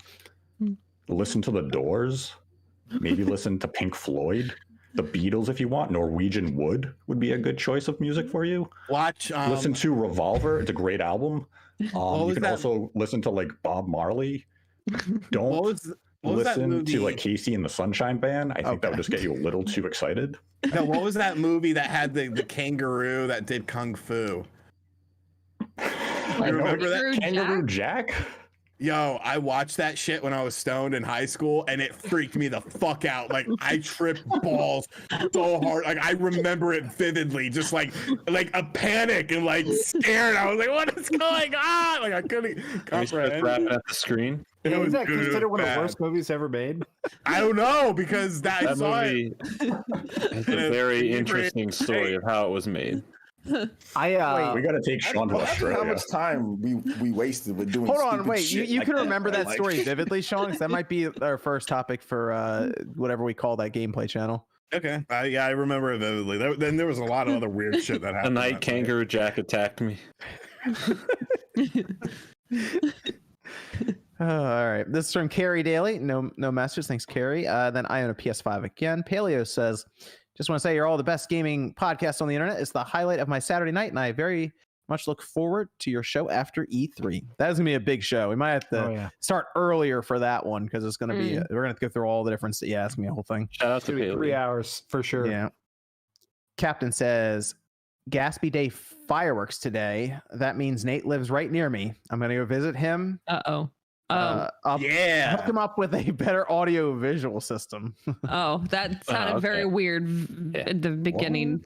You had me in the first half, but you wanted me over in the second. Hassam says, don't get too happy, Sean. The Leafs are the future of the Knicks. I mean, Rhode Island's only like 45 miles long and like 30 miles deep, so it really shouldn't be the whole state. Deep. Yeah, he's just gonna go door to door knocking. Are you Nate? Yeah. Have you seen this man? You don't have a picture there. Exactly. The Pokestop says, full house tonight, screen looking like the Brady Bunch, and I'm here for the energy. Then JR just says, Xbox sucks. All right. Yeah. He paid to say that, folks. What's with these hate donuts tonight? Seriously. Thanks, JR. They meant it. That was a $50 donation. Wow. I was really? My Xbox God. sucks. There we go. Crazy that you put all that money in for a trash opinion. Yeah, weird. Nate the Xbot is back again, saying we got to talk about Nate being exposed again. My God. Exposed. What happens when you mix virginity with video games and you're like in the mom's house, you get like the Triforce, and this is the type of comments you Pixelated get. Hold on. Like this, can we just talk about for a second? I feel like some people, like, they're not even virgins. They just were with a girl one time and she was so disgusted that maybe that's why they're miserable. We're getting to a Nate comments coming up here soon. Hold on, we're getting to a Nate compliment. Somebody photoshopped a cover of Horizon Zero Dawn, so it says what zero pussy does to a motherfucker. It looks real good. Pixelated Pigeon says Nate needs to develop a bird watching simulator game. And then I thought about that actually. I thought about having like a duck in the pool simulation game, and then I was going to be like, you have to clean the pool and the ducks land in it. You can have the Autobahn Society sponsor it. That's true. I actually called them to ask them what should I do about the ducks, and they said as long as they're not causing any damage, you don't really have to do anything. Yes, mallards. You don't have to do anything unless like they're very stubborn. So if you like poke them to get them to leave, they probably won't. But you can put up like a netting if you don't want them. But I don't care. You have just fill the pool with razor blades. They'll go away. Whistle or anything? I do not. You have so much free time, Nate. I cannot believe you're calling the Bird Society. What the fuck? I wanted to make sure like the pool water wasn't going to kill them. That ain't your business. Scoop them I up want to make sure they're safe because they swim around, they drink the water. I was like, I don't want them to get hurt. So I called There's so much duck piss inside your pool right now. The water, as long as they're not drinking a ton of it, they won't get sick. They're like, it's fine. I want them to be safe and enjoy the comfort of my deck. Nate made fun of my new pet that I got, so he doesn't really. Sea monkeys. They're almost impossible to kill, and you'll still end up killing. Yo, I thought that something went wrong because like I looked this morning and they're supposed to be like little fuckers, and like I didn't see nothing moving in there, and I was like, God damn it! But like they were like, you need to put oxygen in the water or something. Like they sent you this looks like a little baster thing, and you just like squirt it in there, and it like puts bubbles in the water. And then since then they've been floating around. So I think we're. I laughed my ass off when you posted the certificate. RGT85 vow to take care of my post that in the Discord. Post that in the Discord. Wait, hold on. I missed something. You have a living creature in your hair? Yeah, he has sea monkeys. Yeah, I bought some sea monkeys. And then I went to that website to read. They're like, you get to watch them swim and mate. I was like, what? Yeah, who wants you get to be creepy. Mate? Man, this is from. This is sea monkey. This is from Brad. What? This is from Brad. Sea monkey is? It's a really bad. It's a little microscopic shrimp. Why would you put that in your house? That thing is freaking ugly. Wow, rude. They're little.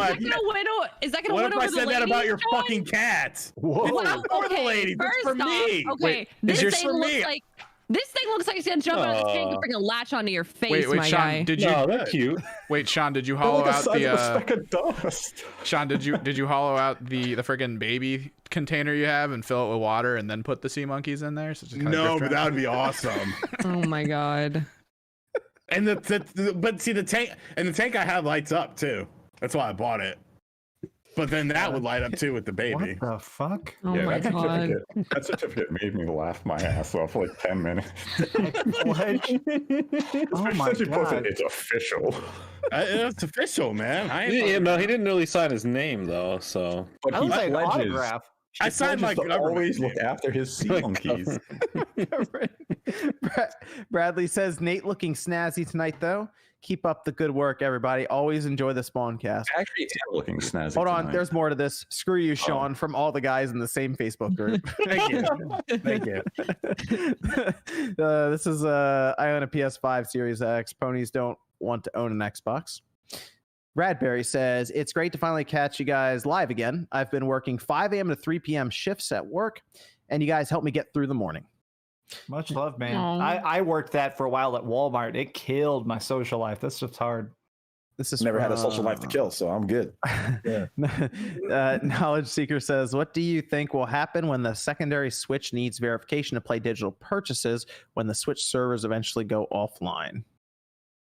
That's a good question. I don't know. That's for like when you do you have your home Switch and then you have your other Switch. I don't know. I'm not sure how that works. Well, I don't think anyone really does with the digital stuff right now. So, Isn't it mostly just to verify that the license is associated to that account? yes. Yes. Yeah, but I mean that server can Yeah. still get shut off. So Yeah, They'd have to Just by disable physical. it. They'd have to disable it then. yeah. Forever physical. Forever physical. There you go. Jake But says what about those games that they just don't have the full game? that need like the digital. Yeah. What about then MVG? What about my Doom 2016? Well, that still has the single player that works though. What about LA Noire? It's There you only go, like that one one's third better. of the game. There's Mortal Kombat. There's actually a couple. There's a number Mortal of Kombat. games. Yeah, MVG. You can play that on the Xbox 360. No, I want it on my Nice. Switch. Jake says we should have lower expectations for E3. E3 wasn't planned like it was pre-pandemic, and it's a bit last minute. I don't think they made as many trailers. Lowered expectations. It's always good to go in with lower expectations. Absolutely. The JR says RGT. How do I find PayPal? Oh, that was because somebody said $50 to say Xbox sucks, and I was like, "You send me $50, I'll say it out loud over and over." But I told him I was just fucking around. This is from Al saying, "Thanks again to OJ and I think somebody's breaking into the neighbor's house. Dre. I'm gonna go call the cops. Much like everybody in Oh chat, my- I'm gonna run. Oh my god. Be safe. All right. Okay. Be, All right, be then. careful, Mac. What Why the does he fuck? have the weirdest stuff happen to him? Thanks. Oh, Thanks again to OJ and Dre is NVG Nostradamus. Shout outs. So prepare for disappointment. Yes. Christopher says, put $500 on the Hawks winning, sharing a bit of that bread. Sorry, Sean. Devin says, love you guys. Seriously, make my week. Good day. Thanks, Devin. Oh, Nate the Xbot. I don't care what you say. Cross-gen PlayStation games are next-gen. Okay, Right. okay, yeah, okay. Bradley says, Nate, if Portugal wins the Euro this year, it will be because of Bruno Fernandes. The man is a football genius. Again, keep up the good work, guys, except you, Sean. He's Well, keeping it let's- up. He's keeping that gimmick going. Let's hope they do have a repeat. Let's go Portugal. Get that is- Euro Cup win. Repeat, baby. Angelo says, most likely we're getting a Smash character E3. Do you think they will show 1 or 2 this E3? Just One. finish Say- out the Fighters Pass. I'd like Yeah, to say see two. one. Oh, wow. Okay. Yeah. Say Interesting. one. Day two, One. just Interesting. please just Finish it out. Okay. Please Yeah, just dude. get it over with. Please. Yeah. Oh, Series all right. 3, baby.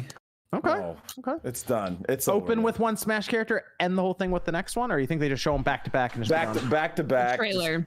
Yeah, Okay. just back to back. Get them out of the way, and Sure. let's not talk about Smash for the next 5 years. done? This is from Bring Back saying Metal Gear Solid Remake to be announced at E3. It will be available on PS3, PS4, and PS5. Jim Ryan sends his regards. Damn, all the way back to the PS3. David, why not the PS2? Hold on. There are Yeah. there were over 150 million owners on that PS2, okay? Yeah. All the way back to the Can't leave them PS1. on. They can have 600 million people have See, access to now this we're game. talking. Remember go. how long Sony supported the PS2 though? Like they were still showing it off at E3s and stuff. They They supported had it for a long FIFA time. Legacy come out until like 2015. Well, that was EA. They did FIFA. We did FIFA 14, I think, and I think that was mostly in Brazil. I feel like. Sony didn't stop tracking the PlayStation 2 until I think 2013. Yeah. Yeah, it's just crazy when you really think about it. That it spanned almost the entirety of the PlayStation 3 generation. David says, I'm paying off the rest of my bill. Is OJ on the podcast tonight? I am. And chat, by the way, chat, I love Super Smash. I'm the biggest Smash Brothers fan on this panel, okay? It's just let you guys know. I love Smash Brothers. I've put hundreds of hours into it. Yes, OJ is, yeah. Ross says, I have been playing 13 Sentinels this week, and about a little over halfway finished is phenomenal, and one of the best games on the PS4, period. The best narrative experience I've had in any medium in a decade. Mason says, Mom and Dad, stop fighting. Eric says, how long do you think this console generation will last? Also, will the system stock shortage carry over to the next generation? I think it'll be 7-8 years. Last a long fucking time if they're still going to make PS4 games in 2023. Yeah. It could be an 8-year cycle easily, maybe longer. So 7-8 years, I think. Yeah. Irvin says, I agree with Sean, and Sony needs to allow 1440p resolution at 120 hertz. I agree with that. James Gold says, to justify being $6, it'd be cool if a 2D Metroid 5 included Samus Returns either as a double pack or unlockable after beating the game possible. I like that idea. Why not? I don't see them porting Samus Returns to, like, Nintendo doesn't really port 3DS games. There's only a few that Miitopia and what is that the only one that Nintendo's done themselves? There's been nothing. Almost. I think that's it from Nintendo. Yeah, we had Capcom do the monster. Probably lock it behind the Metroid amiibo from. Oh gosh, it's not that again. I'm telling you, man, they're not. Yeah, $40 amiibo. I don't see them doing any 3DS. Like people talk about 3DS games, they're going to do. They haven't done anything because they're done. It'd be great if they did that with Samus Returns, but it also would have been good if they'd done it like 2 years ago. Gaming says, I love YouTube Premium. Also, is OJ on tonight? Okay, you're on YouTube Premium, so I'm gonna say yes, OJ is here.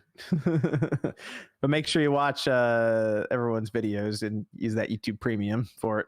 Yes.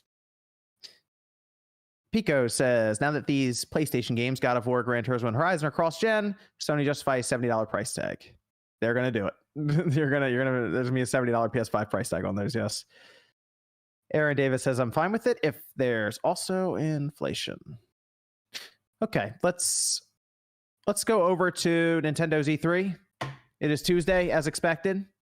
Although that is apparently the last day of E3, I guess. This is like a shorter E3 because people aren't there in person, right? So it's not as long as it normally would be where they'd go. And then E3 would basically start, right, for the show floor. Isn't that the idea? They're not doing that this year, though. Big show floor, none of that. Technically, E3 always began that Tuesday when Nintendo would have the presentation. So it was Tuesday through the Thursday. This time it's Saturday through Tuesday. Yes. So they're finishing up. Yeah, it's technically the same length of time. It's just what we used to have is they were E3 shows without actually being on the E3 show floor. Like we had EA on, what was it, Saturday typically. Microsoft was either Sunday or Monday. Now that's just kind of happening, but it's part of E3 this time around. Yes. Okay. So it's a 40-minute direct, and they're also going to have a 3-hour treehouse. So I'm expecting quite a bit of gameplay in the treehouse, maybe some reveals, some new amiibos. I mean, they could even reveal an entire game in the treehouse because they did that with Samus Returns, so it's possible. But 40 minutes of Nintendo at E3. So what are we expecting here from Nintendo? What do you guys think? There's a lot of rumored stuff. We have DK rumored. We have we have a Mario Kart game rumor, a Metroid game rumored, all these different things. What are you guys expecting here from Nintendo? 40 minutes midway through 2021. I just hope for more Zelda stuff. I just want more Zelda stuff. Breath of the Wild 2. It's been a bit. I think this is a good place honestly, to show. I don't care what it is. I just want more Zelda stuff. That's more it. Zelda stuff. Okay. I mean, we had that rumored Wind Waker, Twilight Princess double pack. Yeah. They could show that here. They could show it its own thing. But I feel like if anything for Zelda, they would use this to show Breath of the Wild 2. But I don't know if it's coming out this year. That's the thing. It feels like it might not because November's starting to get a bit stacked already with Shin Megami Tensei there, and then we have Pokemon coming out in that same month. Hey. I almost don't think you throw. I heard Sean likes that SMT 5. That was part Weebs shit. Part of a Discord question is actually kind of a take on that. He doesn't think that they're going to show Breath of the Wild 2 just because they have enough stuff to show already. He feels like if Breath of the Wild 2 was put in there, it would steal the spotlight as well. He's pretty sure they would do it as a dedicated thing afterwards because they would rather give Skyward Sword some time to breathe, I guess, on its own. That's my opinion. It's E3. It has to be Breath of the Wild. We need Breath of the Wild. If it's not Breath of the Wild, then it's something else. You know what I mean? Nintendo always kind of goes big on Legend of Zelda, and they'll show whatever. They'll show multiple. Like they didn't even need to show Breath of the Wild back in 2019, and they did Breath of the Wild 2, and they did. I could see them showing Breath of the Wild. I could see them getting away with two big announcements. Like I think they'll like probably anchor it, hopefully with like Breath of the Wild. We're like, oh, this is what we've been waiting for, and then there's something else. I need Monolith Soft to get click. I need Monolith Softs. I need something from Monolith Soft. You get their new IP, right? You get their new IP. Yeah, but would Monolith Soft really drive that though? No. I'm just saying I need a big announcement from I think Monolith Soft just in general. Okay. Like yeah. In terms of like don't get Sean talking about Xenoblade sales. Don't get him doing that. A brand new WarioWare game. I like the idea of brand new WarioWare game. I like the idea that Nintendo was like, would you guys pay $50 for this? It's like how much was Pokemon? Oddly specific there, you know. I know people I know people have been bringing up Splatoon 3. I don't think they're going to be talking about Splatoon probably for till like maybe closer to next year, if not in next year. But also E3 is what mainly a Western thing too. And to be honest, like Splatoon is just incredibly underrated here in the West in comparison to how popular it is. Do you think Splatoon 3 would come out before the next E3? I think it's first half next year. I think it'll be a good summer release. Yeah. Do you think it could make it into the treehouse? Maybe. Potentially. That's what I'm thinking. It'd be wild, but I know that there are a lot of people. I want to say like Splatoon became like the most popular it's been in a long while when Smash was going through all of the stuff with the tournament, and we had all those Smash players kind of migrate to Splatoon for a little bit, and a lot of them fell in love with it. But to be honest, I think it'd be cool if they gave him the spotlight, but I don't know if Splatoon would necessarily drive the hype that they'd be looking for. I mean, that's why I'm thinking that's a good treehouse game to just kind of go over for like 20 minutes or something with some of the developers. It's a hard game to watch, but I think it'd be beneficial for people who know what they're watching. Yeah, sure. I mean, treehouse, they really just use it as like extended gameplay sessions. I mean, they played like Fire Emblem Warriors. Didn't they play a Metroid 2D game from the beginning through the first boss, and it took like an hour? Yeah. It was crazy. Yeah. I mean, they played that. Like they'll just sit down and play a game for a bit. They got 3 hours. So I was like, Splatoon, if that's coming out before next E3, that's not a bad idea to sit down and play that for a little bit and just kind of show off the new Splatoon game if they're going to Unless they're just going to show a whole bunch of Breath of the Wild 2 gameplay. We need see some Metroid Prime 4. Metroid. Okay, yeah, this is the big thing with Metroid because we need to see some Bayonetta 3. Hold on. I gotta know what's going on with Bayonetta. I need to know what's happening with Bayonetta 3 because at this rate, it's not coming out this year, and that's we need some Bayonetta 3. Concerning. We need some Metroid Prime 4. I think we need at least one legacy IP, so something back from their back catalog at least. Maybe not everything. People think they're going to announce Star Fox no, not just one from their legacy IP. So here's how they close out E3, right? No? They do the Breath of the Wild 2 stuff in there, but they close out with the Metroid stuff. They got Metroid 5, and then they're like one more thing, and they do like a cinematic thing for Metroid Prime 4. I'm saying, dude. Why would you end on a franchise that doesn't sell well? You might as well end it on Xenoblade Chronicles 3 if that's a thing. Oh man, Xenoblade Chronicles 2 was outsold by ARMS and 1-2 Switch. Oh no! Whoa! Wait! Hold up here. ARMS. Let's not disrespect Xenoblade. It's getting better and better.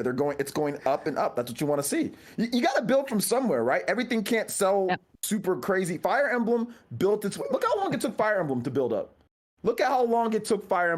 Let's just be real here, Sean. Right? The game sell. Look how long. Okay, and now at this point.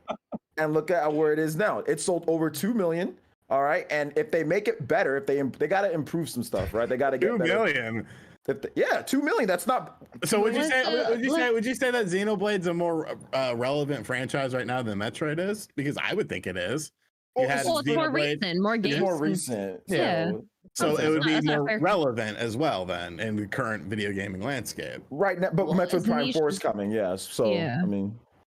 Once we'll see what Metroid Prime 4 does. We got to see what they're going to do. Hey, you want to show Sean IP. what's what? You hit that like button to show him that Metroid's got some hype. Okay, if they closed out with Metroid Prime 4, I think there would be a lot of hype. I'm just looking at. You can't sell 10 million copies. Okay, everything's not going to sell 10 million copies. Some games are going to sell less. Isn't it weird that Fire Emblem outsold Xenoblade Chronicles 2? That's kind of weird to me. I think. Is it? No. It only took them like 20 years to do so. Like to sell. Fire Emblem Fire Emblem was never that popular in the West until very recently. Do we just close out? We just close out with Breath of the Wild 2. Then is that just what we do? Yeah, you don't close. That is it. I'm gonna throw a random one out there. Right, let's hear it. I'm gonna say another Mario and Luigi game. Oh, okay. For the Switch. Interesting. I don't know. Just internal Nintendo studio that took it over. Yeah. So is it like Dream Team or is it like one of those type of games? I don't know. Like, it's a full RPG made for the Switch though. Like it's you can tell it's made for the Switch rather than like the DS or 3DS or Game Boy ones. So like Super Mario RPG from like something like that. Like it could be that Super Mario and Luigi RPG or something. Oh, that'd be down for that. Do we hear anything with Nintendo and Microsoft? Any kind of collaboration there? Nate, I doubt it. What about this? I thought it would be cool if they did like Phantasy Star Online 2 New Genesis, and they just do their streaming service to the Switch like they do in Japan. They wanted that on as many platforms as possible. That's why I thought this would be a good spot for them to do it, because they're launching that this week on the Xbox, and then they can at least announce it for the West because it's already in Japan on the Switch. They stream it through cloud because it's an MMO anyway, so you got to be online to play it, and that's how they make it work. So that'd be an interesting thing to see them announce that, because it just hasn't come over to the Western audience with anything that's not an Xbox or PC. I also have another theory. If you've noticed, I've been very quiet because originally I was supposed to do a video. I was supposed to be on that Scott and Ant Dude video, but kind of fell asleep and didn't wake up. I have the DM to prove it. So tomorrow is my full predictions video, but I will give away one of my predictions on this show. I think you're going to see Capcom bring over another RE Engine game. And I think it'll be a part of Nintendo's presentation because I think Nintendo will want to do it well. I say a specific game in my video. I'm not going to say it because I don't want to hear the chat yell at me. Is it the new Resident Evil game? Not the new one, but it is a Resident Evil. I think, well, I'll go ahead and say it. It's the leaked one, right? No, not Revelations. Oh, okay. I'm thinking of a Resident Evil that's already out, like 2 remake or something. Oh, like okay. Because I think they want to put as many look at how many Resident Evils are already on the Switch. I think so much for not giving it away. Are you sure it's not gonna be like Resident Evil 2 from the PlayStation 1? Is it that version? That would be fine with me. I would love that. What do you deem as being on the Switch? They're gonna cloud stream it. You think so? Even though Resident Evil 3 remake for cloud's already leaked like 7 times for the Switch. That's true. I don't know though. I feel like since they've gotten the RE engine on the system, because when you play a cloud game on the Switch, like, it's good, but I feel like natively it'd be better. Like Hitman 3. Yeah. I don't know if any of you guys played Hitman 3 on the Switch. Like, it was okay, but I got it on the PlayStation. Yeah, I got the Switch version just because I wanted to make a video on it because I figured people would be interested. And it was okay, but like watching videos of the other versions, like there's still a clear disconnect in terms of visual fidelity and things like that. It doesn't look as good as the other versions of the game. So it's almost like, well, if you're having to downgrade stuff, having to rely on streams already, if the engine is already able to run on the system. I'm wrong about this one, by the way, according to Gaming Greg. What about like Devil May Cry 5? That's another game I mentioned. That's a cool idea. And once again, when you look at the Devil May Cry series, there's the 3 games on there, with Special Edition being the best version of Devil May Cry 3. I pretty much just say any RE Engine game from the PlayStation 4, Xbox One era. Don't expect, the enhanced versions of the games, like stuff like Devil May Cry 5, the special edition that came out or whatever. They could do 4 though. They could do like that special edition for 4, Devil May Cry 4, something like that.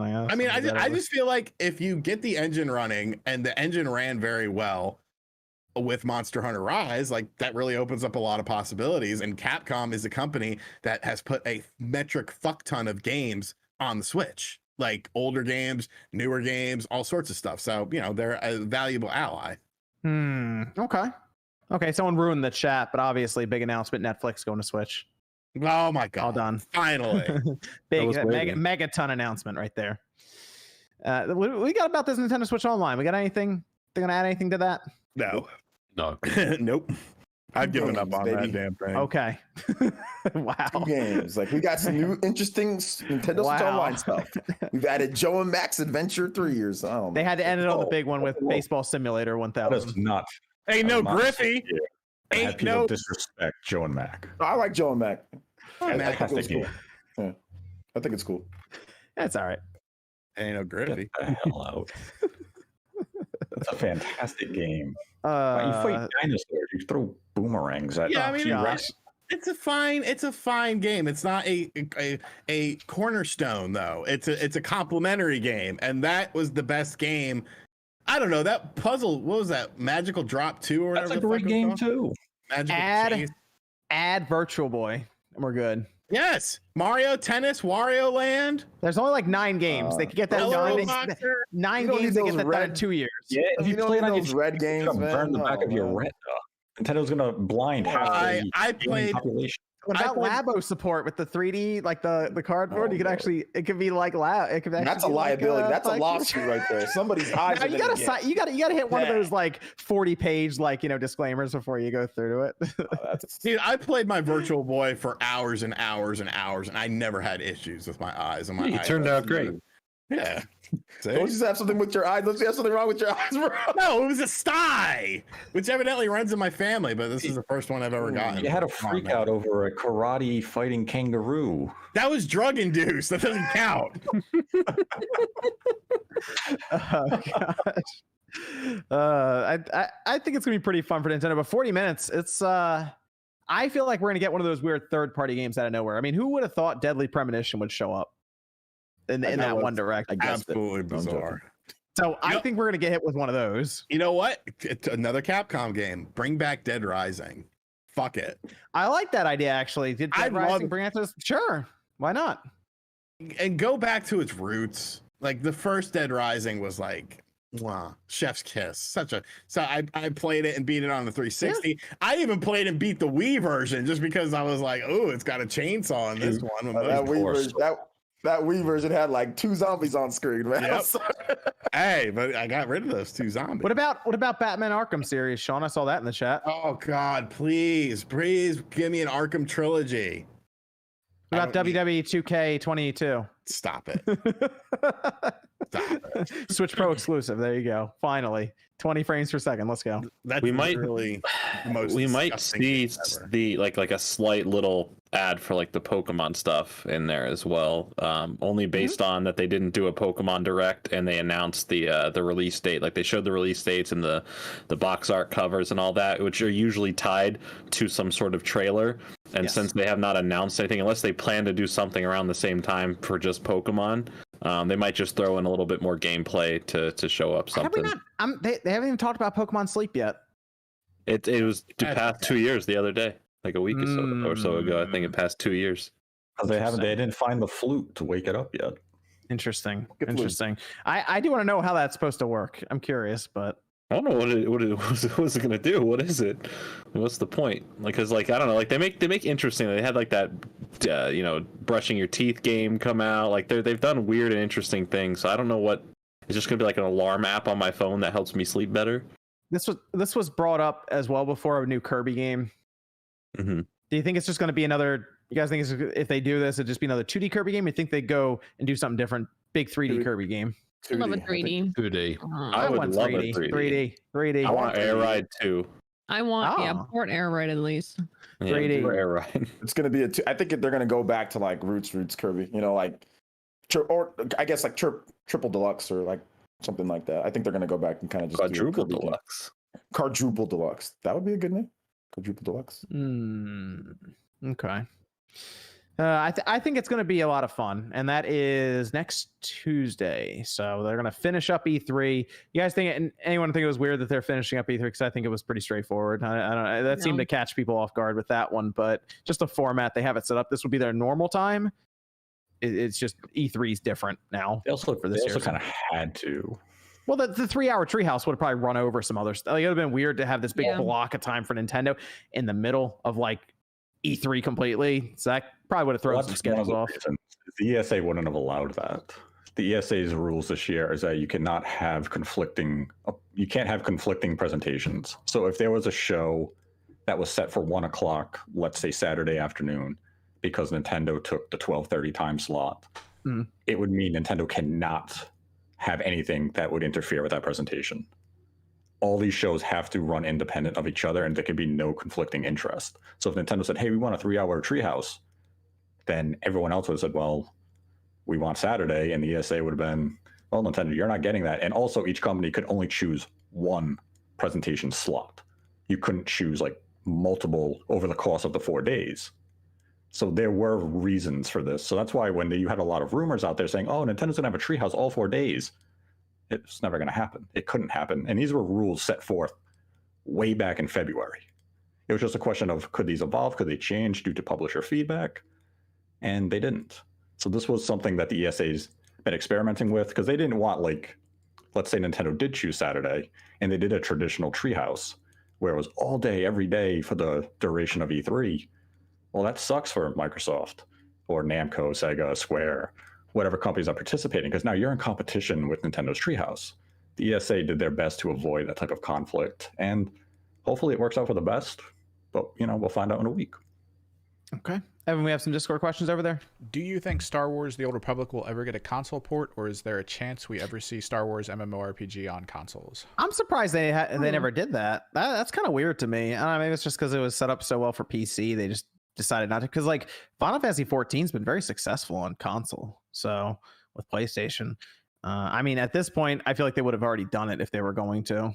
So maybe there's another Star Wars MMO that comes up at some point and they do that, but hard to say there. Got another Discord question, Evan? We got a guy who bought a Series X. It's his first Xbox console, and he's wondering if there's any games you would recommend. Backwards compatibility stuff, I guess, would also be part of that. The only ones I think he picked up was Sekiro and Panzer Dragoon Orta so far. Wow, Panzer Dragoon Orta. That's interesting. Mass Effect Legendary Edition, baby. Just buy that is a good that. one.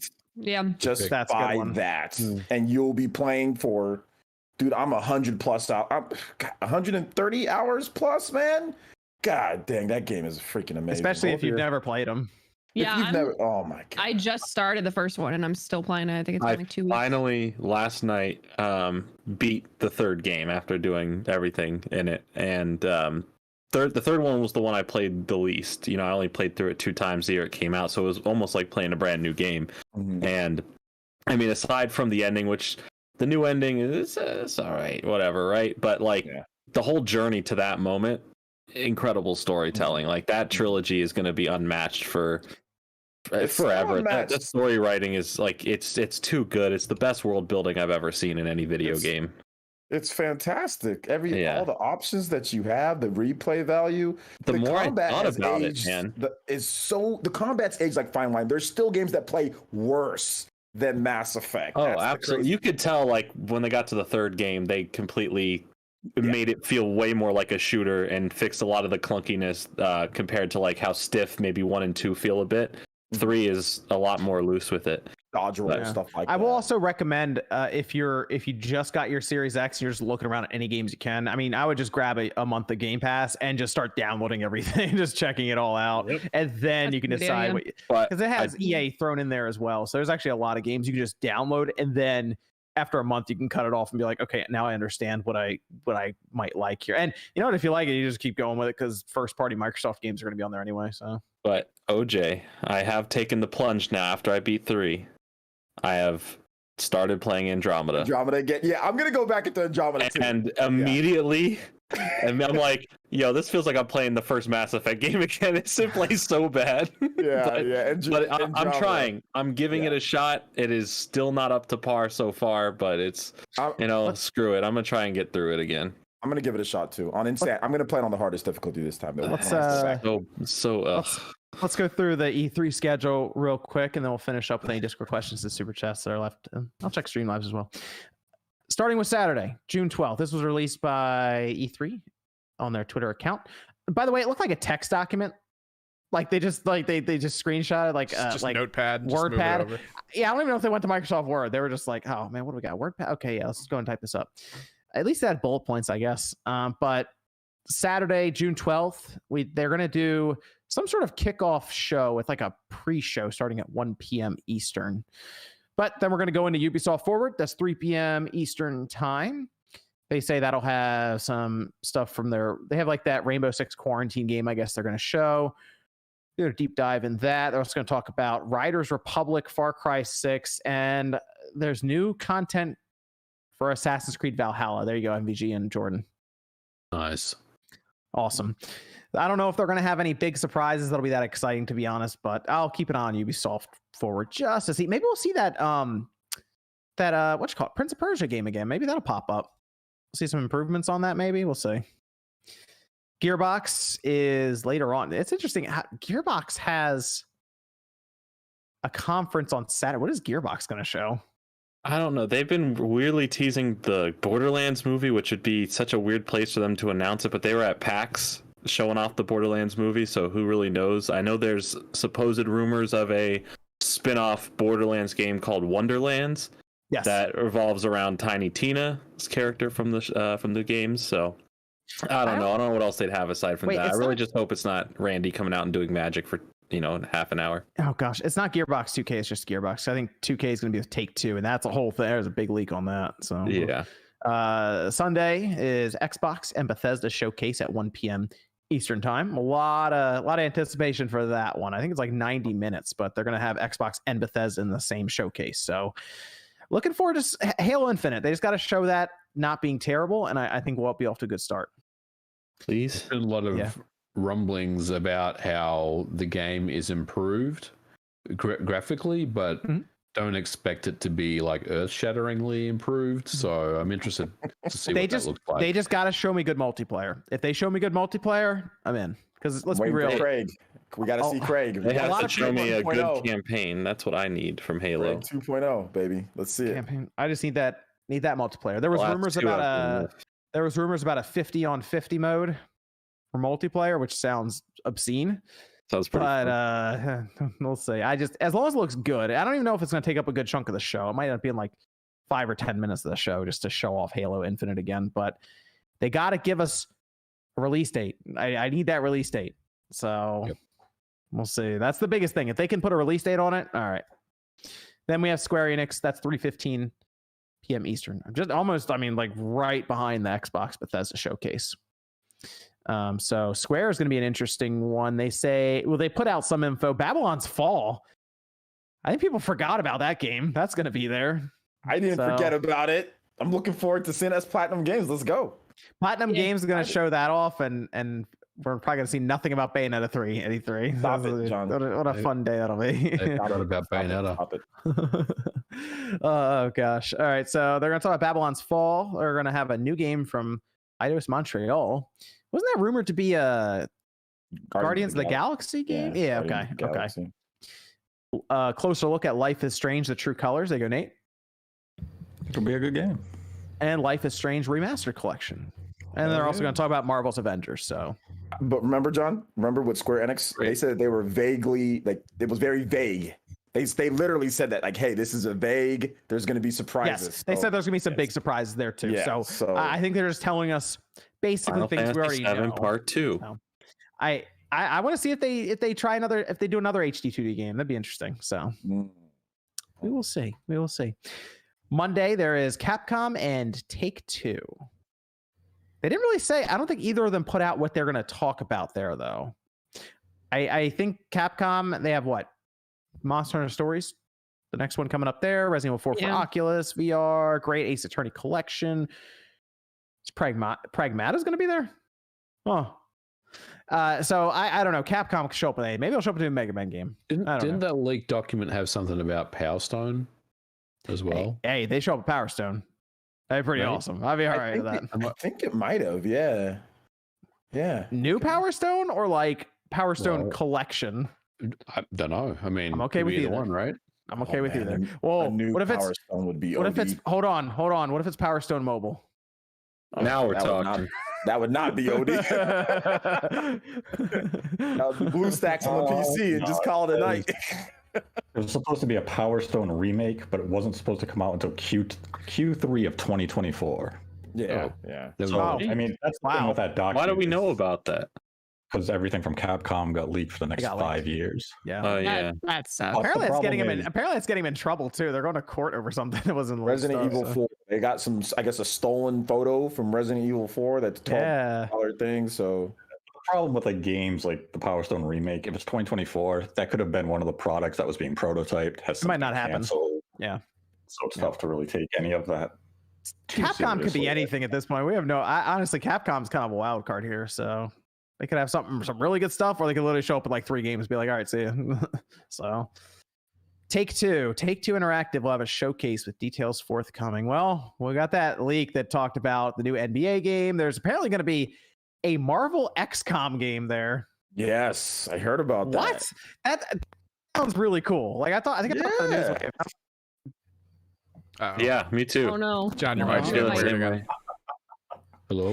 Mute wave. Mute wave. Oh, Not working wave. is my mic not working? It's back. Yeah. It got really staticky for a little bit. Oh, there. okay. Yeah, Marvel XCOM.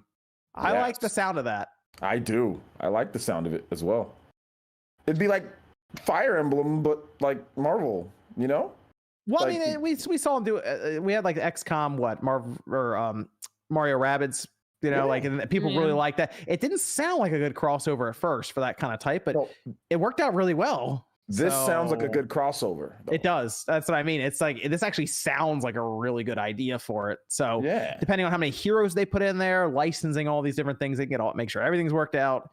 And it can kind of be like, I guess, what we had with Ultimate Alliance 3, but like with all those kind of characters, but with that tactical kind of Yeah, turn-based you can have strategy. Close range. You can have like, let's say you have Cable, right? You can have like Cable. He has like long distance. You can have Wolverine. He's up True. close. Like, it would be. I think it would be great. I think it'd be really cool. Yeah, so I'm on board with that. I got to see more on that, but there was also, I think, a new IP there that may or may not be there. It's apparently in very early development, and probably not GTA 6, unfortunately. Yeah, we'll hear about what GTA 5's like. All right, it's officially happening now for the next gen consoles, and Their and enhanced maybe edition, maybe Red Dead 2 getting some sort of updates for Dude, next we gen, are- and that's about it. I have no idea when GTA 6 is going to come out. If Oh, anything, man. it's definitely not this year. They want to promote that. Hey, another round of GTA 5. Oh, everyone. why, dude? We've had enough GTA 5. I think next year is going to be GTA 6 year, or at least Everyone announce needs it to next stop year. buying GTA 5. Okay, Well, it you sold need like to tell 10 million streamers- copies this past fiscal Yeah, year. Let's you all need make to a tell pact. streamers to stop streaming it because Stop that buying it. too entertaining. Well, it's GTA Online, so if they end up separating that from GTA 5 in general, which I think they're going to, I think that's going to become its own. I think it already is. It's going to be its own application. That'll severely impact it if they did separate it. Yes. Stop buying GTA 5. Mhm. All of you, stop it. I think GTA 6. This is not normal. We used to get Grand Theft Auto games like every other year back in the day. All right.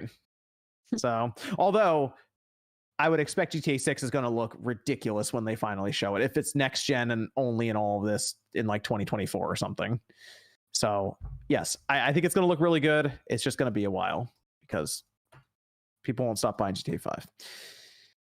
Tuesday, Nintendo Direct and Treehouse Live, and then for some reason, Bandai Namco is just there somewhere. It just says they'll have a showcase with details forthcoming. Don't stream that shit.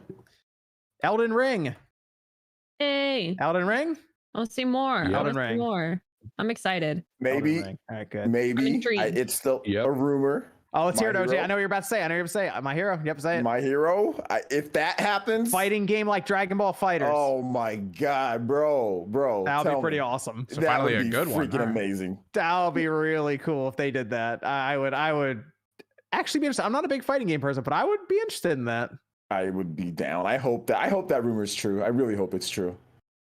Yep. But we'll see. Maybe we'll see some Tales of Rise. You know, it'd be cool is if we got a Tales of Rise demo or something. Just throw it in there. Hey, try out Tales of Rise. See what you think, kind of thing. Tales of Arise looks fantastic. It looks absolutely amazing. So I'm looking forward to that. Obviously, they're going to have Scarlet Nexus coming out, shortly after this. So Bandai Namco's kind of back. I mean, we'll see. Maybe there's a port for Dragon Ball Kakarot to the Yeah, I'm Switch. wondering. I think that will happen. That might even be part of the direct, but I'm wondering if they have a new Dragon Ball game that they're working on. They have to be working on it. I think a new Dragon Ball and a new Naruto. There's got to be a new Dragon. Like Naruto's been silent. Shinobi Strikers flopped.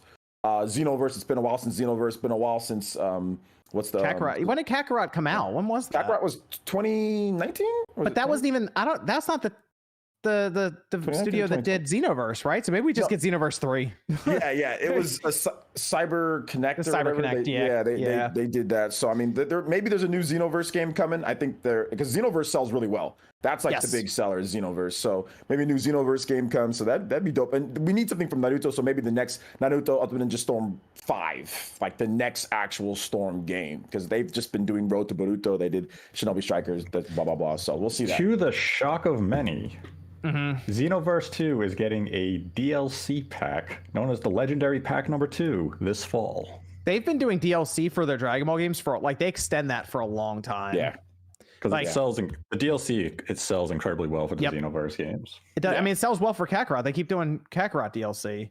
I checked it out again yesterday. I started playing it again, and it's like, hey, look at all this DLC you can get. I'm like, what the? Like, they did Dragon Ball Super stuff. They have all these different transformations. They added everything. So they've been building on these games, but I would still like to see something new. Even if it's announced as Project, because I think what was Kakarot announced as like Project Z or something like that, or something like that. So if they even announce that, like, hey, we are working on a new Dragon Ball game, I'd be fine with that. Just something throw out there. But what's wrong with the Dragon Ball games? Who said that?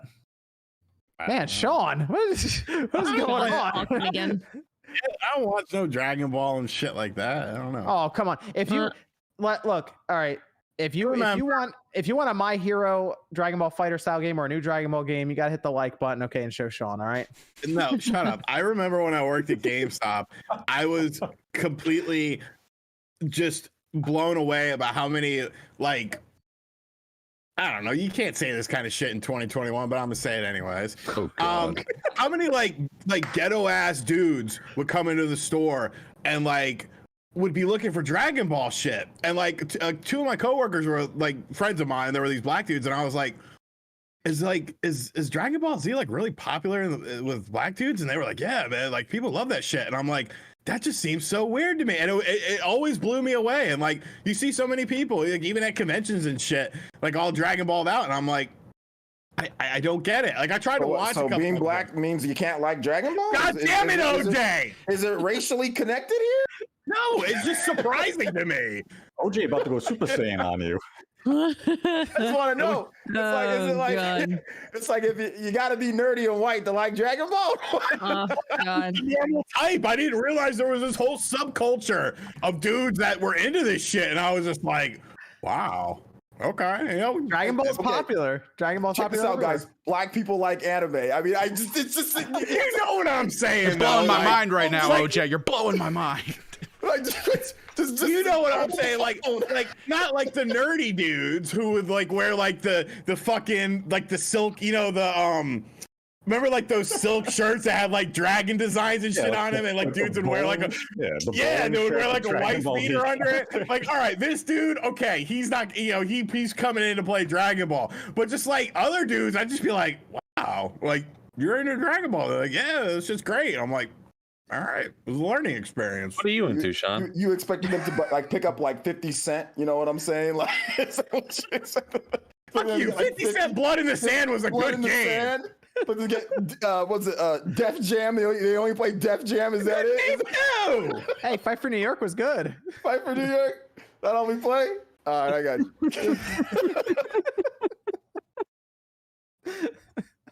It was just surprising. Black humans don't want to fit in the other room, by the way. that would be E3. So we have a lot to look forward to with it. I'm excited. I think it's gonna be a fun 4 days or so, starting with Summer Games Fest, ending with Nintendo on Tuesday. Although I don't know, Bandai would go after Nintendo, wouldn't they, or they go before? Nintendo's at noon. I would think it'd be after. Yeah, I guess that makes sense. That'd be 4 o'clock or something to close out, something like that. Okay, fair enough. Easy. Exactly. Exactly. Only a white dude is wearing that shirt in public. Evan, we have some Discord questions over there. Last time Wait, Switch Pro. what, the dragon shirt? No. I remember specifically this kid named Godfrey. He used to wear them all the fucking time in high school. The dragon shirts were popular, man. No black guy is walking into GameStop with a TN shirt on. Bullshit. Bullshit. I could give you names. No, there probably would be, but he's a cornball as hell. You already know that dude's like a super. Yeah. I mean, Nobody but a white guy. No, I'm telling you. I am gonna wear the shirt. I am telling you. I just got a text from my friend that said every time RGT opens his mouth, I get nervous.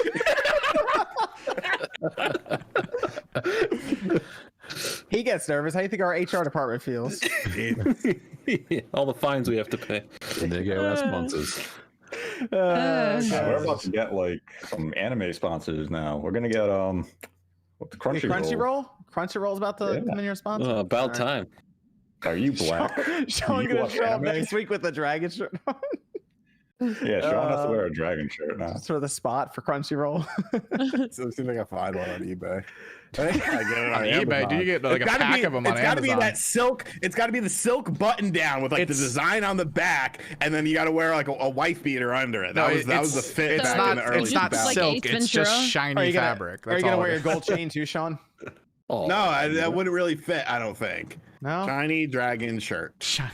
I'm trying to find the terrible Super Saiyan Dragon Ball. Like here's one right here. T-shirt. I'm gonna put it in the chat, and you are gonna somehow show it on the screen, and everyone will know exactly what I'm talking about. I'm not showing that on the screen. Show it. I don't have that set up right now. Come on. Drop the link. Okay, I'll drop the link. Yeah, drop the link in chat for people. Oh my god. Wow, you gonna get that? You actually wear this? Yes, they would wear Look it. at all the other options they have. They would wear it unbuttoned with the wife beater under it, and it was not white dudes. It was not. I'm pretty sure I saw. I guess maybe California is different. It could be different. Occasionally, the wife beater would be orange with the little symbol for the turtle school on it, right? For Goku, I remember those. Yeah, I mean, I saw a lot of people wear this type of stuff. You know, people are saying that it's fire in the chat. Sean, you might want to get on that. Someone's like, I had one of those. I remember that terrible like bowling T-shirt that had Super Saiyan Goku, Trunks, and Vegeta on it, and it was like blue, and it just looked so tacky. I was like, just have them there like closed up like PNG files. Yeah, I was like, no one's wearing this shirt. No one's actually dropping $45 on this. People wore this type of stuff. People wore this type of stuff back in the day, like early 2000s, mid 2000s, early 2000s. It was. I in my area. I was living in the South and East Coast, so there was a very popular. They would wear this type of stuff in West Coast, California. I can see, dude. Not me, but no, not me either. Secretly, I was the white kid. I was the white kid with the Machiavelli and the 2XL tall tees and fucking shit like that. Secretly, OJ's got a closet of these in his house. He's just waiting to bust out one day. The first thing my wife was doing when she gets here is gonna throw that shit away. I'll tell you that right now. Thank you, Mike 2K 132 Russ. Thank you. This is the picture I was looking for. Okay. There we go. Yeah, them Machiavelli shirts were fire because you could buy them at Marshalls and TJ Maxx. They were mad cheap. Your microphone. Your mic wire might be loose, but yeah, I'll just go into a Discord question. Last time Switch Pro rumors picked up steam, we got a silent revision with better power efficiency in summer 2019. What exactly spurred so much confidence that this time would be different? What was the question? What was it? What? Did it not go through? Okay. No, it did, but I was. What was that? Can you hear me? Yeah. All right, what was the question? All right, go on. Oh, jeez. That looks like you, friggin' Jordan. All right. Does it look like me? Last time, come on, man. Last time Switch Pro rumors picked up steam, we got a silent revision with better power efficiency in summer 2019. What exactly spurred so much confidence that this time would be different? Bloomberg's reports. Bloomberg's report that it's going into production at the end of this month. That's basically it. And I guess developers were talking with, I guess, Eurogamer. Somehow Eurogamer got involved, and I feel like people forgot about that too. So I guess that with E3, people thought they would start talking about this new Switch so that the developers and publishers could talk about their versions of the Switch Pro games that they have. So people are just trying to guess when it's getting announced. No, I don't think anyone actually knows when it's getting announced. People are just taking guesses right now. So. I mean, to be honest, I just feel like at this point, it's just like sitting there at the toaster and waiting for the toast to pop up. And then when the toast finally pops up, it's like, I called it. Like, that's what it feels like. Yeah, it's been a while. So the retro modding scene of the PSP is starting to boom again. This guy's seen USB-C mods, battery mods, as well as an IPS screen mod for reducing ghosting. Yeah, what I mods saw would that you today. guys or gals do on a PSP if you had the time? all of them. I will do Yeah. all of them. I saw that IPS mod like just the other day, and I was like, "Oh, this is interesting. I want to check that out." Well, So, now I yeah, know, so I'm gonna do all of them. Yeah, That sounds cool. MVG is going to do them too. Well, I don't know. Let me see how tough this USB-C thing is first. I'll let you go first. Let me see if there is anything involved that could potentially like shock me. So, but yes, I think it would be cool, and I think MVG should get one of those PSPs as well because he is a history on there and does some pretty cool stuff with it. So. Yes, we will make that work. Interesting. Is there a link for that? I'll look into that. There wasn't a link, but he just There's- brought it up. So yeah, I imagine we could find it looking around. Yes, I will do that. What is the likelihood of getting Switch Pro updates to major titles after the Pro is released, and what would be the time framing of those? I think we kind of talked about it. I think that's highly likely because like it was mentioned. I think Nate, you even mentioned like, oh yeah, it's like. It's just going to depend on title to title, and it's going to depend on what you mean by an update. Are you going to see DLSS updates to a lot of high-profile Switch games? It would come down to the publisher of, the respective project. Nintendo could do it for some of their titles. Third parties may do it, probably not. They'd focus on more, their newer releases for the platform, but it's going to be entirely dependent on the company at play. But yeah, some will get updates. And I mean, you also just have native hardware updates that will boost the resolution or even the frame rate as long as they weren't capped. But I mean, it's really up to the company at the end of the day. There's not just going to be Capcom's not just going to add DLSS to Monster Hunter Rise unless they have an incentive to do it. Okay, I'm gonna go through some of these super chats. There's quite a few of them here, so I'm just gonna go through them pretty quickly. Games Lord says, how many more Discord questions we got, Evan? A good bit. Oh, okay. Games Lord says Lucky USA and EU PS5 exclusives are up to $90. Sign says PS4D chest lowering pipe pre-blowing mines at June. JR says, love what you guys do. Keep it up. On Monday, I found a bunch of Pokemon DS games on a garage sale, and I feel so bad. Pokemon Heart Gold, Soul Silver, Diamond Pearl, Platinum, Black and White, Black V2 for $170. Wow. Okay, let me just say something right now. Do not feel bad for buying, like, if you go around and find these, because you can. And these, like, especially now, like, people are starting to sell their stuff summer. Do not feel bad, okay? That's their ignorance. That's like their complete ignorance. And if they want to sell it for that price, they're fine with it. They bought it for much cheaper than that, so they're still making a profit. They don't want to sell it online. So if you can go there and find these rare games for cheaper, do not feel bad for anything. They're selling it for the price that they're selling it. You buy it, it's yours. Yeah, there's some people who don't want to deal with eBay or Amazon. Yeah, so they don't want to sell it in person and just money in person. That's it. Get their money and go. You get your game and you go. You don't got to. I've heard this mentality. That's the reason why I'm talking about it right now. I'm kind of preaching because I've heard people say this multiple. Like, I feel bad. No, don't feel bad at all. If you can get a great price, go get your great price. Go home and you enjoy it. And if you want to sell it and you come up on it, well, that's on you. That's called entrepreneurship, in my opinion. Gavin says about the Switch 4K. Do you think all the titles for it will have 4K on the name like the N64 games? I don't think so, but I like the idea of that. That's funny. It's going to depend I don't think Nintendo's going to put 4K in the title. Like we're talking, Switch Pro. That would be hilarious if it was Nintendo Switch 4K or something like that. Splatoon 3 4K. That's a lot of numbers. There's 4,000 Splatoon 3s here. Wow. Yeah. Massive says, mad love to all of y'all, but I need a Spawncast clip with the way that MVG says the base PS4 version is trash. Please, guys, I legit laughed hard at it. Games Lord says if PS exclusives come to PC day one, huge amount of people won't have reason to purchase PS5s or whatever. PS5 exclusive up to north of $90 in the EU. Zane says, do we know if Mario Party Online uses the new online infrastructure? Other games confirmed. Mario Party? Yes, the Mario Party now. It definitely uses some updates because none of Nintendo's games supported the invite feature. Right. That was and really that nice. one does going forward. And ever since Monster Hunter, there were certain games that are getting these enhanced features or running better. So I definitely think that Mario Party, they updated it to use it or something like that, or take advantage of it for sure. That's what I think, though. I don't know 100%. Dacine says, do you all think any of these games have a chance of being announced at E3? Tamagotchi Life HD, Ace Attorney 4-6 Trilogy Remastered, and We Love Katamari Reroll. I think it's coming, right? Love Katamari. Katamari would be cool. Didn't they already do Katamari? Isn't that already on the Switch? They did which Katamari did they do? There is a Katamari game first on the one. Switch. They did the first one. Yeah, okay. I want more though. Frosky says PlayStation should do a PlayStation girl like Samsung. Then there is Kevin saying, would you ever get Korean Try from My Life in Gaming on the podcast? Yeah, sure. That'd be fun. Hellman says MVG, is it difficult to increase the frame rate on an older game? I mean, that's a very general question.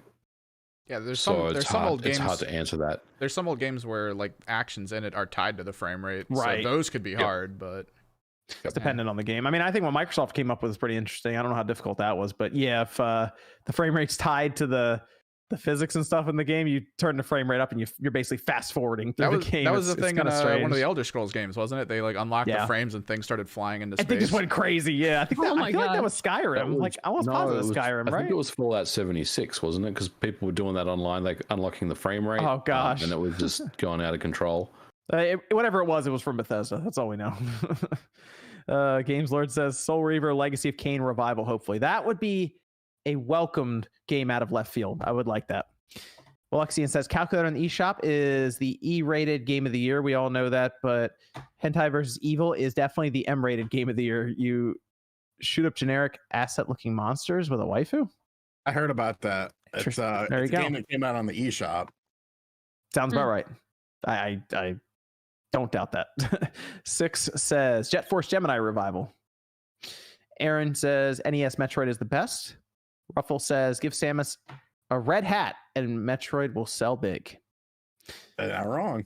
We're brainstorming here. We're figuring this out. Silk says, what's with the radio silence on Biomutant? I thought they did an update for that. Biomutant wasn't as good as I was hoping it would be, unfortunately. So didn't work out. But I'll check it out at the update. Maybe I think they were fixing a lot of things that people were leaving feedback, we'll say, about it. Gravity says, I want to see the mysterious Morasami Castle get the Kid Icarus treatment.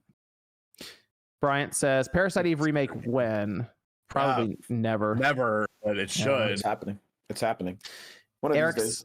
Eric says, win back or Brave Fencer Musashi? I'm going to go with Brave Fencer Musashi. Brave Fencer. What a weird combo of games. A Metal Gear style cover shooter or a 2D. Going Brave Fencer. I don't care. Yeah. Man. Paul says, hoping that Prime Trilogy comes out to the Switch before 4 because I've never played Eddie and really want to try it out. I hope it comes out before Metroid Prime 4. Yeah, the play to do. Oh, gosh. Simulator says, what do y'all think about modding old games like Need for Speed Most Wanted? Paprika V2? As I've got videos on my YouTube channel, plus love to see Split Second 2 game. I would like to see, for modding old games like Need for Speed, I think it's pretty cool to do that. Because, like, you see Underground 2 got all kinds of cool stuff to it. I think even got ray tracing, which is interesting.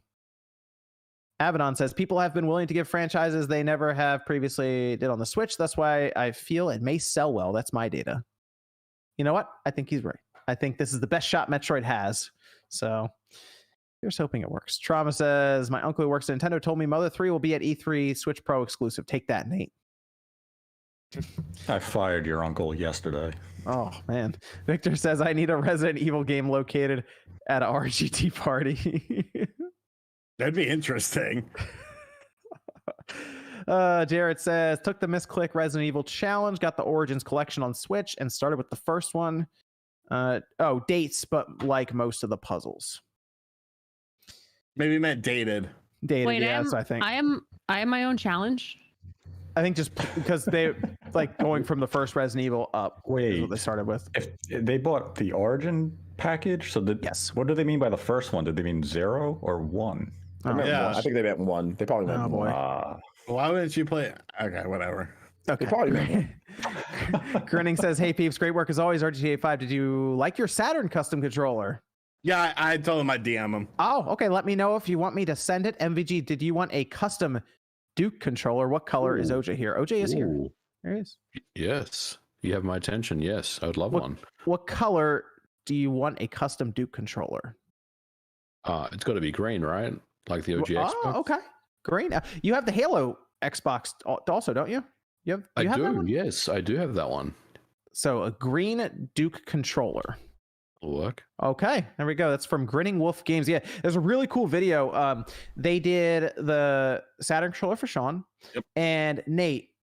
There was a really cool looking controller for Yep. you too, right? They did the GameCube controller for me. Looks fantastic. That's awesome. Yeah, it's really good. They have like the process and everything on their channel. It's a really cool looking process to kind of see that happen. Chad says, "Love you all, amazing content every week. My favorite listen on all my long drives for work across the U.S." Oh, Robbie says, "Can you see a dedicated handheld for Microsoft Remote Play / cloud gaming?" I wouldn't mind it. I think it'd be cool because I think that's the biggest thing we run into with phones is like they don't have physical buttons. Otherwise, you got to attach something to it. But I feel like they might as well see if they can make a deal with Nintendo if they want to go that far.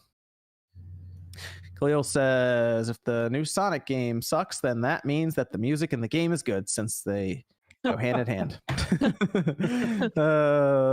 Zombie says, "Nate and his hate is great. Not as great as MVG's beard, but still." Josh, Josh says, "Hello from Canada. Love the show each week. Has anyone played any Factor games like Factorio or Satisfactory?" I played Factor 5 games. Does that count? I haven't played any of that stuff. It's been a while since we played a Factor 5 game. Thanks, Josh. Ricky says, "Which Sega IP should they either remaster or make a sequel?" I would honestly, I think that's a great one. I would honestly want my boy Vice to come back or have Jet Grind Radio and Jet Set Radio Future on all platforms. Jet Grind Radio or Jet Set Radio would be cool. What about AAA Nights? Sean? Oh, We already had one of those. It died with Balin. You see Yuji Naka retired? Wait, hold on. He retired? He retired. He They were like- retired. They came in and like he was like, Well, no. I'm gonna retire. He quit. He left Square Enix and then retired from the video game industry. I thought he said that he's contemplating it. Is it confirmed that he's? I think he will. Wow, Balin really did this. Balin ended that man's career. Wow. And Thanks in a my lot, Sean. look, Yeah, you willed this into existence. Look What else, you Sean? did. You know what this means, right, Sean? Someone else will get You it, have to and play it'll actually be Balin good. now. no, I'm not playing it. You have to be, dude. It's this. This might be You Yuji not Naka's play last Balin, work. bud.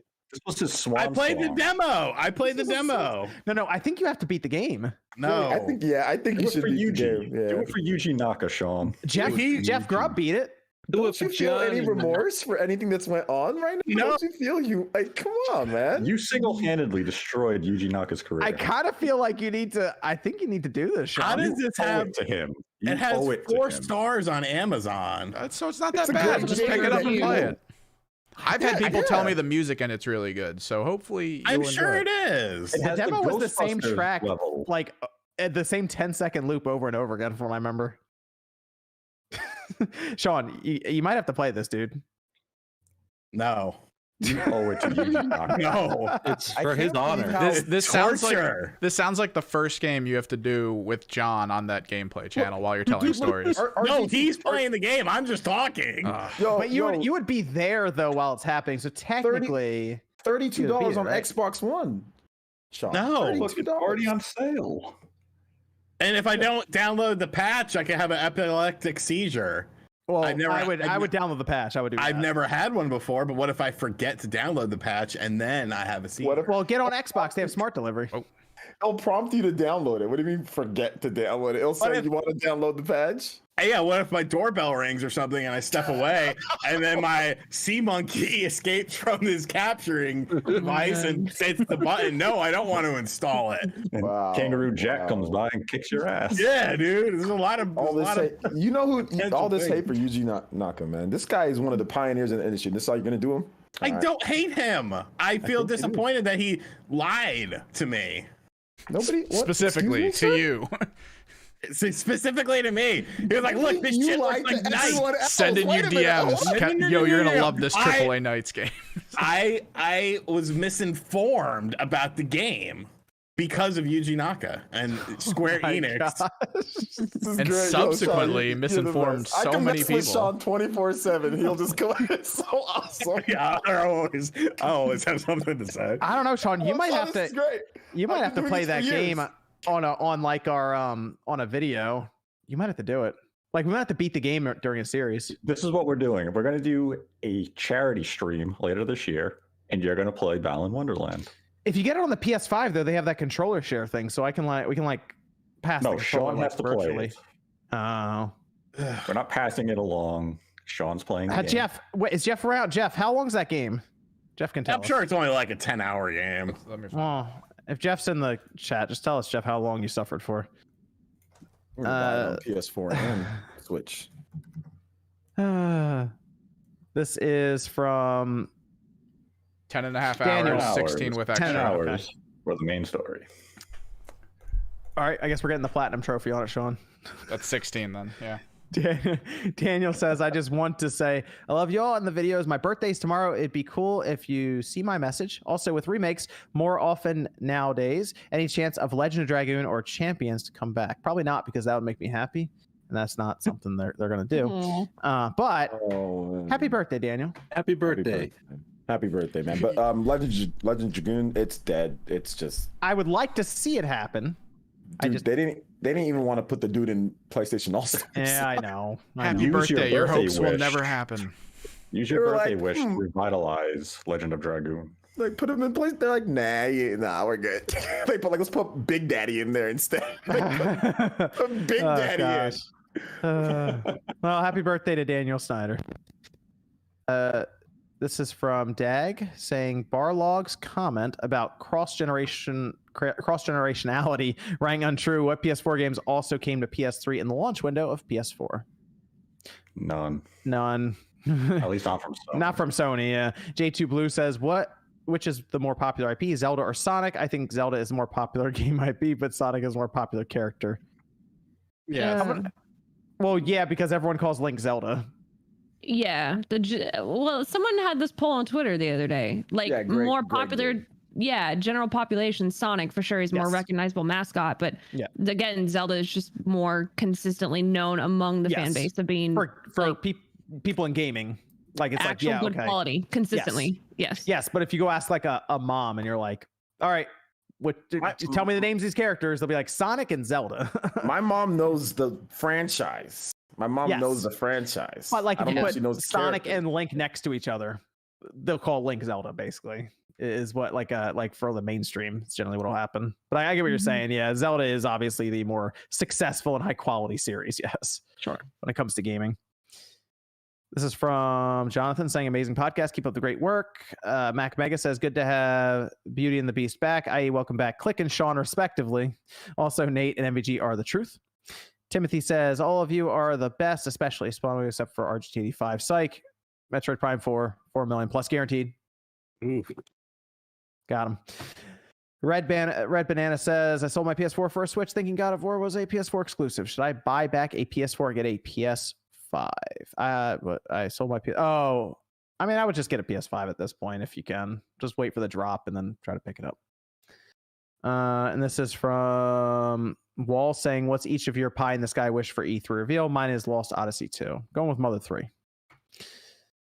George says, Nate, confirmation needed. Are you bald? I am not bald. I actually have a very luscious head of hair. Okay, thank you. Prove it. Fringe has seen my hair. I have very beautiful hair. Would you consider it like death metal hair, Fringe? Like, is that what he's got rocking? No, it was very clean cut last time I saw it. Okay. I have very nice hair. I have like John Stamos hair. Which Stamos, like Uncle Jesse mullet, or when Stephanie accidentally cut the mullet when they were playing beauty school? Like ER John Stamos. See, I'm not interested in that. Radberry says, Jordan, which series do you like better, Mass Effect or Borderlands? So I saw that come through and I had time to think on it. Oh, man. So the first Borderlands game to me, obviously it's not the best in the series. I think 2 is, the best overall, but the first game means the most to me for when it came out a certain period in my life. After replaying the Mass Effect trilogy games, there is no better gaming trilogy in consistency, storytelling, world building. I cannot think of another better game series that I would pick it over Borderlands, because Borderlands kind of has its iffy moments. The story kind of goes all over the place in some of the later ones. But the Mass Effect series, hands down, was one of the greatest gaming experiences, especially to play them now all back to back to back.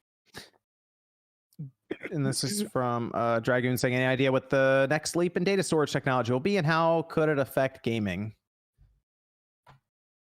I have no idea. I kind of think it'll be more or less how they use it, compression and all of that, really, and just the way they're able to move data around, as opposed to, we're going to get a even faster SSD and then a faster one there. I think it's going to come down to more efficiency of actually moving information around inside the system. That's just my thought on that. I mean, we were with hard drives for a while in gaming, so I don't know if they're just immediately going to be like, what's the next big thing they're going to do in terms of technology, rather than try to get the most they can out of the SSD with like something like a PS5.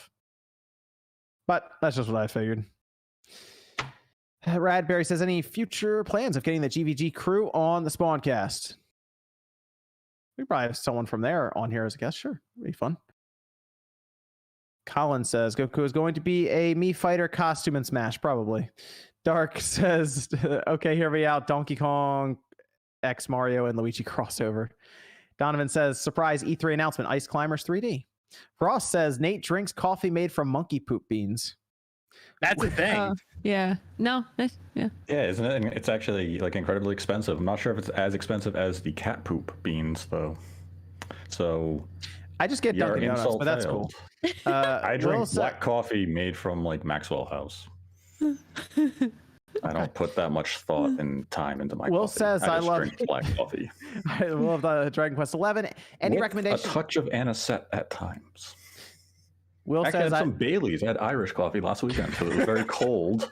And we were at the cookout for Memorial Day, and it was like 9 a.m. We were waiting for our breakfast, and it was rainy. It was like 40 degrees, so we had Irish coffees.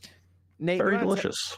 Nate, you want to tell everyone where they can find you? So we start doing some outros as I mix in the rest of these super chats and then some Discord questions to finish out. They can find me on YouTube at Nate the Hate. We will have 2 E3 prediction videos up next week. First one will be on Tuesday with Microsoft. The second one will be Thursday with Nintendo. Each one will have a special guest. I believe we are bringing on everyone's favorite journalist, Jeffrey Grubb, for the Nintendo predictions video. That's so exciting. People can be on the lookout for that. Actually, MVG, let me just ask you real quick before we go to you for your outro. What do you think about the idea of it was asked about storage technology? Is there something else you think in terms of hardware related, or what do you think about that from that standpoint as like maybe someone developing for these platforms? No, I think storage is probably the way forward. I mean, the SSD, we've already seen glimpses of how it can be transformative with next gen games. I think once we have a clean break from last gen, where there's obviously cross gen games, and that is, for lack of a better term, holding back next gen in some ways, I think developers will start to utilize the SSD in really good ways, and I would say for me that's probably the big one. I mean, the other one that does come to mind is, rather than trying to get a native 4K at 60 frames display on everything, just with that raw power, I think the DLSS concept as well is something that's interesting. AMD's got their the Fidelity FX Super Resolution, I believe. Fidelity FX, super resolution. Yeah, and apparently that's going to start getting rolled out to Xbox hardware, which is interesting because I'm not really sure how that works on from a software side, but whatever. So I think those things, probably the 2 big areas for me, reconstructing and upscaling to get a 4K 60 frames experience and have fast SSD. Okay. Where can everyone find you, MVG? We got on Monday. Yeah. So thanks for having me on. You can find me on Twitter at Modern Vintage G and on YouTube at Modern Vintage Gamer. I wanted to say a big thank you to everyone that supported the channel. We hit 600k subs a couple of days ago, so thank you to everyone. And I'm doing a Gears of War 3 PlayStation 3 video on Monday. What? So check that out if you're interested. MVG got the goods. Everyone. He posted it up on Twitter. He's got the dev kit. Got the dev kit. Cool. This is from Will saying, I love Dragon Quest 11. Any recommendations for a similar game with pure turn-based combat, not active battle stuff? Not a fan, unfortunately. SMT Nocturne just came out. So I want to check out that one. Bravely Default 2. Yep. Just came out recently. Check out that one. Octopath. Octopath. Yep. That's also very good. So you can check out all of those. I'll give you kind of a strange one too. Bug Fables. Try Bug Fables. See what you think of that. It's kind of like the game that the Paper Mario fans really want. So check that one out. It's pretty good. Ross says, all I want for the Switch now are the 3D Zeldas and Persona 3, 4, and 5. Sir says, yeah, in case anyone was wondering, Rust console edition is garbage, crashes constantly and is not complete. Bradley says, anybody on the cast play Maneater on Switch? Loved it on PC, so I double dipped. I'm surprised and disappointed with the performance on Nintendo's platform. Saw someone say it wasn't very good. I haven't started it up yet. I downloaded it last I played it on the Xbox and I liked it on the Xbox. I heard on the Switch. Like the first 2 areas are fine. Like when you're in the swamp and stuff, the game runs fine. And then when you get into the more open areas, I believe Switch Up did a review on it. So go look at his video on it. But here's the question. Is it Maneater or is it Shark on the Amico? Which one do you go for? I mean, you got to go with Maneater and then Jaws Unleashed and then Jaws NES. And I probably will never play Shark. Okay. Liam says if Game Pass was hypothetically announced at E3 for Switch, would it be at Microsoft or Nintendo's show? I'm going to say Microsoft Nintendo. Show. You think Nintendo? I thought it'd be at Nintendo. So? I would think Nintendo. I would think interesting. Nintendo, right? Okay. I'm not sure. Nintendo. But it's on their console. So. Yeah, but is Microsoft pre-recorded or is it live? It's pre-recorded. It has to be pre-recorded. Pre-recorded. Is it? Okay. Because with I guess they could go either way. That's a good question. Okay. I think it's Nintendo. I don't know. This is from Alan saying, hi, Nate. Yay, Red Sox. There you go. Oh, fuck the Red Sox. God damn. Green sucked tonight. Oh, let me come in at a tie game. Gives up 4 runs in the 8th inning. Good job, Chad. That's a lot of running. Thanks, Chad. Yeah, they lost 7-3. Chad Green. Piece of shit. Eric says, terrible game all around. Couldn't pitch, couldn't hit. Made a hell of a fielding play, though. Gio Urshela, though. He made a hell of a play tonight, but that was the only highlight. God, that's how you really feel, honestly. Eric says, suck right now. Thank God we have the Euro Cup next week. Let's go, Portugal. Ole. Sing it, MVG. Sing the Ole anthem. The famous Machu Picchu song for Portugal. Eric. Ole, ole, ole, ole. Eric says, wouldn't mind another Project X Zone or Rhythm Heaven Fever. That would be a fantastic game to come back. And I think the director just recently overcame his battle with throat cancer, so maybe it can happen. This is Rhythm Heaven, you said? Yeah. What about Project X Zone? That was such an underrated Project Dead Zone. Monolith Soft made that. They're not. They had so many cool crossovers though. But it looked so awkward because of the animations. But I do like the game, but it just looked awkward. John said, "Shut up." He's trying to get through these. Name guy, no message. Danny Boys says, got my Series S last month when I signed up for Game Pass Ultimate. On it, I got 1 month for $1, and they gave me 2 additional months for free. Cyber Knight says, so Spawn and OJ, apparently Cyber Connect 2's Hiroshi Matsuyama made a tweet about his next project, which states, move me to tears with a reveal soon. There we go. Don't, guys, he's a drama queen. No offense to the guy, but they make those cinematic type of. So yeah, he's gonna say stuff like that. Well, let's wait and let's play. We'll see what happens. Yeah, this is what he always does, and then it comes out and it's quick time events or it's Dragon Ball Kakarot. So I mean, let's just no hate towards him, but let's just wait and see. Name guy, no message again. Music says RGC look at Latin America regarding DBZ. They love it, and Naruto too. But no, fuck you. I have a quick story. Well, hold on. Derek then says, "Stop describing the black community as ghetto." Derek's cool. Yeah, I know. No, I didn't know shit because, like, obviously I didn't know anything about anime, so I was learning while I was working at GameStop because I find it interesting to learn about what other people like. And we hired this dude. His name was Ozzy, and he was a Puerto Rican guy, and he would always talk about Naruto, but he would always say it Naruto. And like, if somebody came in the store, like he was a cashier with me, if somebody came in the store and was asking for something Naruto, he would literally dead ass stop them every time and say, "You mean Naruto?" And I would just be like, well, what the fuck is this now? I thought there was this Dragon Ball. So he ended up coming over to my apartment once and like showing me this shit. And like, I'm sitting there trying to watch it. I'm like, I don't understand any of this. I don't understand Dragon Ball. I don't understand Naruto. Can you not understand kids TV show? I don't know. Johnny, what tell everyone where they can find you? So old. You can find me on RGT85. I have a Nintendo E3 predictions video going up tomorrow. Some surprise predictions, including some things I'm trying to will into existence. So if you like the things I'm trying to will into existence, be sure to like the video or something. Okay, very good. And Christopher says, any Shadow Drop predictions? Bayonetta 3 Shadow Drop. Let's go. Drop it. We're done. All right, it's out. Yeah. Stop asking. Tyler Hardy says RGT grew up in the South. That explains everything. Mm-hmm. Bradley says Sean can keep this super chat if he can prove he's used the foot lotion we all chipped in for to improve his crusty feet. I mean, they look okay. Dirt. Okay, right.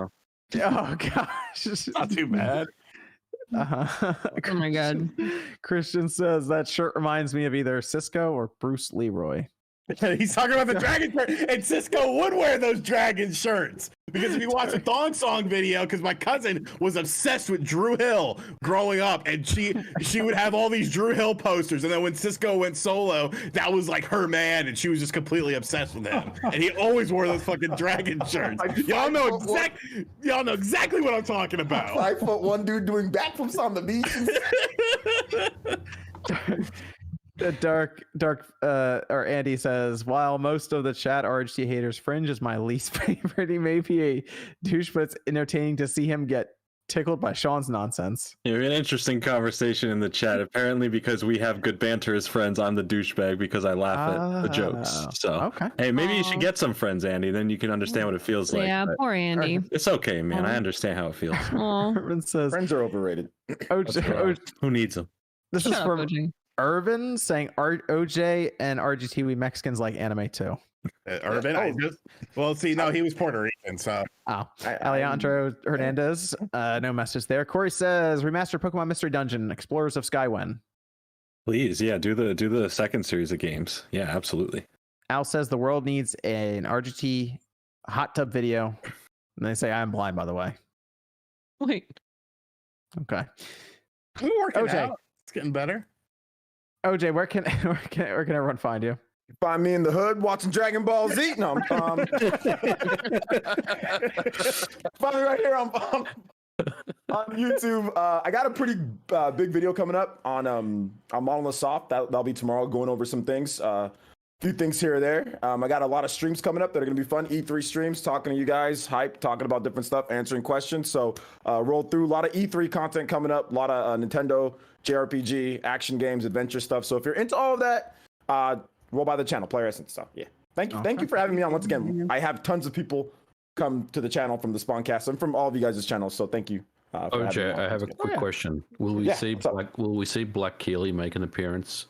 Black Keely is definitely making an appearance during the Summer Games Fest. Yeah. Absolutely. I've got some new material I'm working on. I just wanted to take a little bit more time to make some cool skits. So yeah, he'll definitely be making an appearance. So look out. Paul says PlayStation All-Stars Battle Royale 2, yay or nay?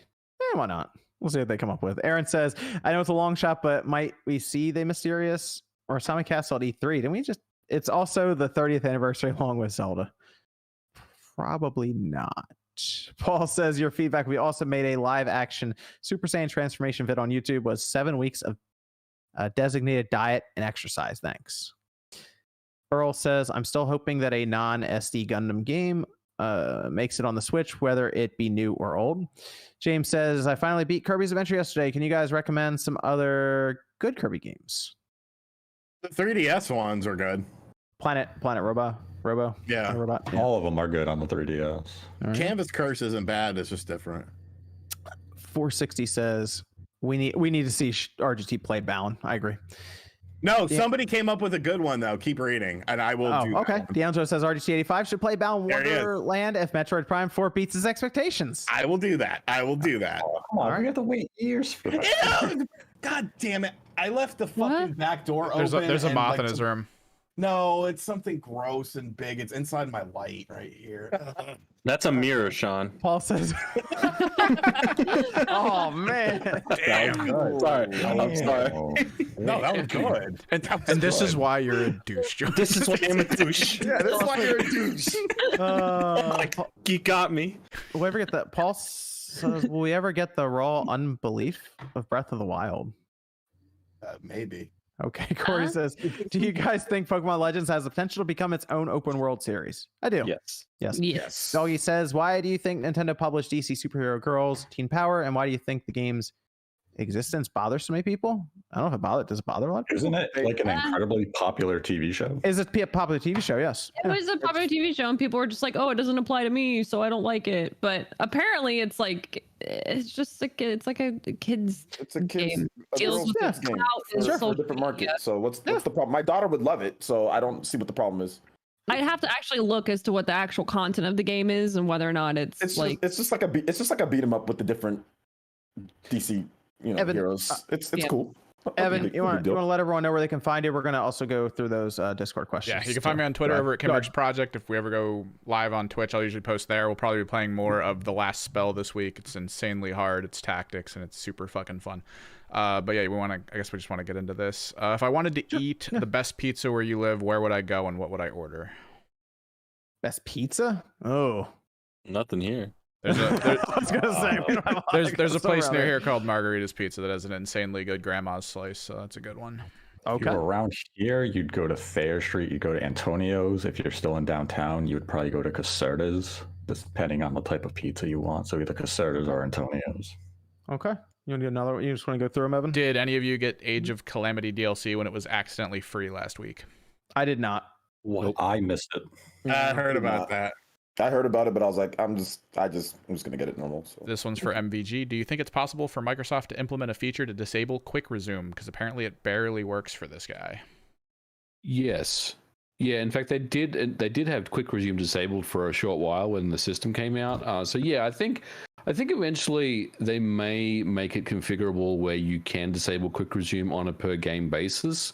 Because the other thing it's doing is it's taking up hard drive space, so people may want to opt out of Quick Resume and get some more drive space. But I'm already, I'm thinking like further ahead into the future. But yes, the answer is yes. Couldn't the player just quit out of the game? Well, they could do that. Yeah, I guess I could. Okay, I'm so like there's like a manual Quick Resume disabler. You just quit the game.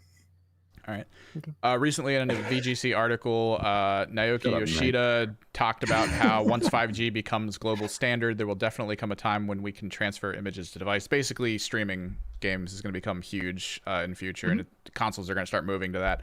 Do we think in future that's going to kind of relegate gamers to having to basically spend ridiculous amounts of money on increasingly small subset of expensive hardware choices just to continue that hard collection of things? Wow, that's like way in the future. I think it's going to be a while for that. But I do think the world is moving towards streaming if infrastructure in the US can figure it out. 5G though apparently is like the big move for that. So we'll see. I still think we're a couple generations away from all streaming anyway. So I think it's a little while away. I guess we'll go with this as the last one. We have someone complimented you, Nate. I'll just link that in Discord after. It's a really long compliment. So this one's, I want to start a project and was thinking about writing a game console emulator. What would the best one be to start on, and would it be difficult to use an FPGA instead of software? Game Boy. Game Boy, yeah. MVG has a whole video on that. That's a good one. I think that's a good video to check too if you're starting out. MVG did a very good job with that one. Go watch that. You can make your own Game Boy emulator and your own game setup. It's pretty cool. And you can put it on a cartridge, right, MVG, and play it like Yeah. Not an actual game. Oh yeah, Yep. see. Okay, and we'll finish up. What? Me, Oh. tell me what it's gonna be. We did Okay, the we'll we did the finish- Streamlabs, right? I'm actually finishing up here with them. Yep. Only a few of these, and we're good to go. This from Liam saying, do you think part of the reason why EA is reluctant to give Switch support at this point could be because they are aware of Game Pass xCloud coming to Switch with EA Play included with Ultimate? No need to port games if Microsoft do the work for you. I just think EA is reluctant because they're EA. So They don't want to. They don't want to put games on Switch. They had that falling out on the Wii U. They don't want to, and people somehow want to make all these. They don't want to. That's it. It's also They don't want to. We've also seen one of the data points that came out with microtransactions, and I believe FIFA made an exorbitant amount of money, and the Switch platform simply does not have that engagement. So to EA, it's we can sell, let's say, 500,000 copies of FIFA on the Switch, but if we're only seeing a 1% of that user base use the microtransactions with FUT, that's not a worthwhile investment for us. They want the long term, and that's on the PlayStation, Xbox, and even the PC ecosystem. So EA just doesn't look at it as a worthwhile investment. Okay. ALV says, hi guys. Whenever you see OJ, please give him my thanks for today's stream. Everyone go to Player Essence channel, best gaming community. Hey, thank you, man. I appreciate that. Alec says, everyone asks if OJ is on tonight, but OJ in the chat. Miss says, do you expect for Zelda to be playable in Breath of the Wild 2, or can anyone in this panel make a tutorial video on a Zelda mod for Breath of the Wild? Thanks. I don't think I can, but I think it'd be cool if if they did like co-op and all of that with Zelda. That'd be cool if they did that. So maybe that's one of the big features they have lined up for it. We'll see soon. Hopefully in 7 days. Spawncast for Smash says, can't watch live tonight, sadly, but hope everyone's doing good. Trying to schedule out what E3 shows to watch, but can't find when Sega's is. Are they doing their own show or just slotting their stuff into other companies? Sorry from being played. I think they're just going to slot their any other announcements, probably just going to show up in other companies. Things they did their Sega Central or Sonic Central ahead of time. So Miss says, how hard is it for Capcom? How hard it is for Capcom to bring Marvel vs. Capcom 2 for Switch? I feel it will extremely successful since Switch has 2 Joy-Cons and its price elsewhere. For the sake of the question, would you rather see it at $30 digitally or $6 physical? I think there are issues with some of the characters. Yeah, so. it's got to be licensing. Yeah, it's licensing. Yep. They removed the game from the other systems. It's not, you can't buy it. So. Yeah, unfortunately. Rand says, have you guys played the OG 007 games like Nightfire, Everything or Nothing? Yes, I played Nightfire quite a bit back in the day. Yep. Taker says, what is the difference between doing a console revision and doing a true next-gen console when cross-gen games are becoming more and more prevalent? Also, is Sonic 06 the most infamous Sonic game? Also, Nate's opening jingle isn't hateful enough, in my humble opinion. Mm-hmm. I like that opening jingle. I think the biggest thing between the console revision and all this is we look for a clean break in terms of some sort of big movement in gaming, like for advancements or something for these consoles. It's basically going from the mechanical drive to the SSD. So, and then we have Shamsa donated $100. Shamsa, thank you. Big shout out to Shamsa. Always appreciate Shamsa. Absolutely. Big shout out to Shamsa there. And Les says, will Star Wars The Old Republic ever get a console port once again? Will Cisco unleash the dragon? I mean, you never know. Blake says, do you think Death Stranding PS5 Extended Edition will be at Summer Games Fest? If not, I'm thinking the whole thing is fake. I mean, it could be. I mean, that makes sense. That's where it would be, I assume, with Jeff Keighley. Fruit says, will you ever have Metal Jesus on the show? Yeah, we can have Metal Jesus on, absolutely. Juice Man Vaughn says, listening to RGT 85 Stories is like the equivalent of watching Seinfeld. And then Paul says, I'll take Seinfeld. Al says, RGT's foot looks crustier than a KFC chicken drum. Okay, it's not that bad. Slowly sanding his floors down. He's crusty as hell. One of my area, bruh. Looks not perfect. Dragon Ball Z brothers don't go there. I'll tell you that right now, man. looks not perfect. Says, when are you going to play Splatoon 2 together? Hey, Click will carry us, all right? So we got to get on there. Hell no. You know who the real carrier is? It's Evan. It's Evan, isn't it? It's Evan. It's Evan. So we get Click and Evan. I just sat there. I was like, damn. Click and Evan, and then I just kind of hang out in the corner and like, all right, level me up. Alexis says, with the prospect of new Switch, will we see more 32 gigabyte bigger cartridges? Will they take up more space on the newer Switch internally? Probably not, because they're just going to upscale it. So most likely, I don't think it'll take that much more space anyway. And Sir Crypto, did you hear Corey Barlog said that he made the call that God of War 2 would release in 2021, and that's on him. He was wrong. God of War 2 release early 2022. Maybe. Depends when Horizon's coming out. Listen, he made that tweet because people were sending death threats and horrible threats to Lana Pierce. So, don't be a trash human being and do that to people, whether, you know what they work on or not. But yeah, like, he stepped forward for it. So shout outs to him. I agree. Zaire says, RGT, if you want to get into anime, watch Demon Slayer. I watched Initial D for a while, like the first 17 or 18 episodes. Very good. Oh, I think you'd like One Punch Man. That's yes, you would. You should watch that, Sean. No, I had this weed girl come in from Vegas once and stay with me. Vegas? And she used to she would fly in, and I would just like I would have to go to work and shit, so she would just hang out at my house, and that was one of the things that she would watch. And I came home and I was like, what the fuck is this? She's like, One Man Punch, you'll like it. And I watched it, or One Punch Man, I don't know what the fuck it's called. And I watched like 2 episodes and I was like, cool, I'm good on this. Like, okay, we tried. Wait, did you like Initial D though? Punches. That's what one man chat. just punches somebody. We tried, chat. Okay, we tried. All right, that's gonna do it for Spawncast. Thanks everyone for joining us. We'll be back next Saturday night. We'll have at least Summer Games Fest to talk about. So exciting stuff there. We'll see everyone then.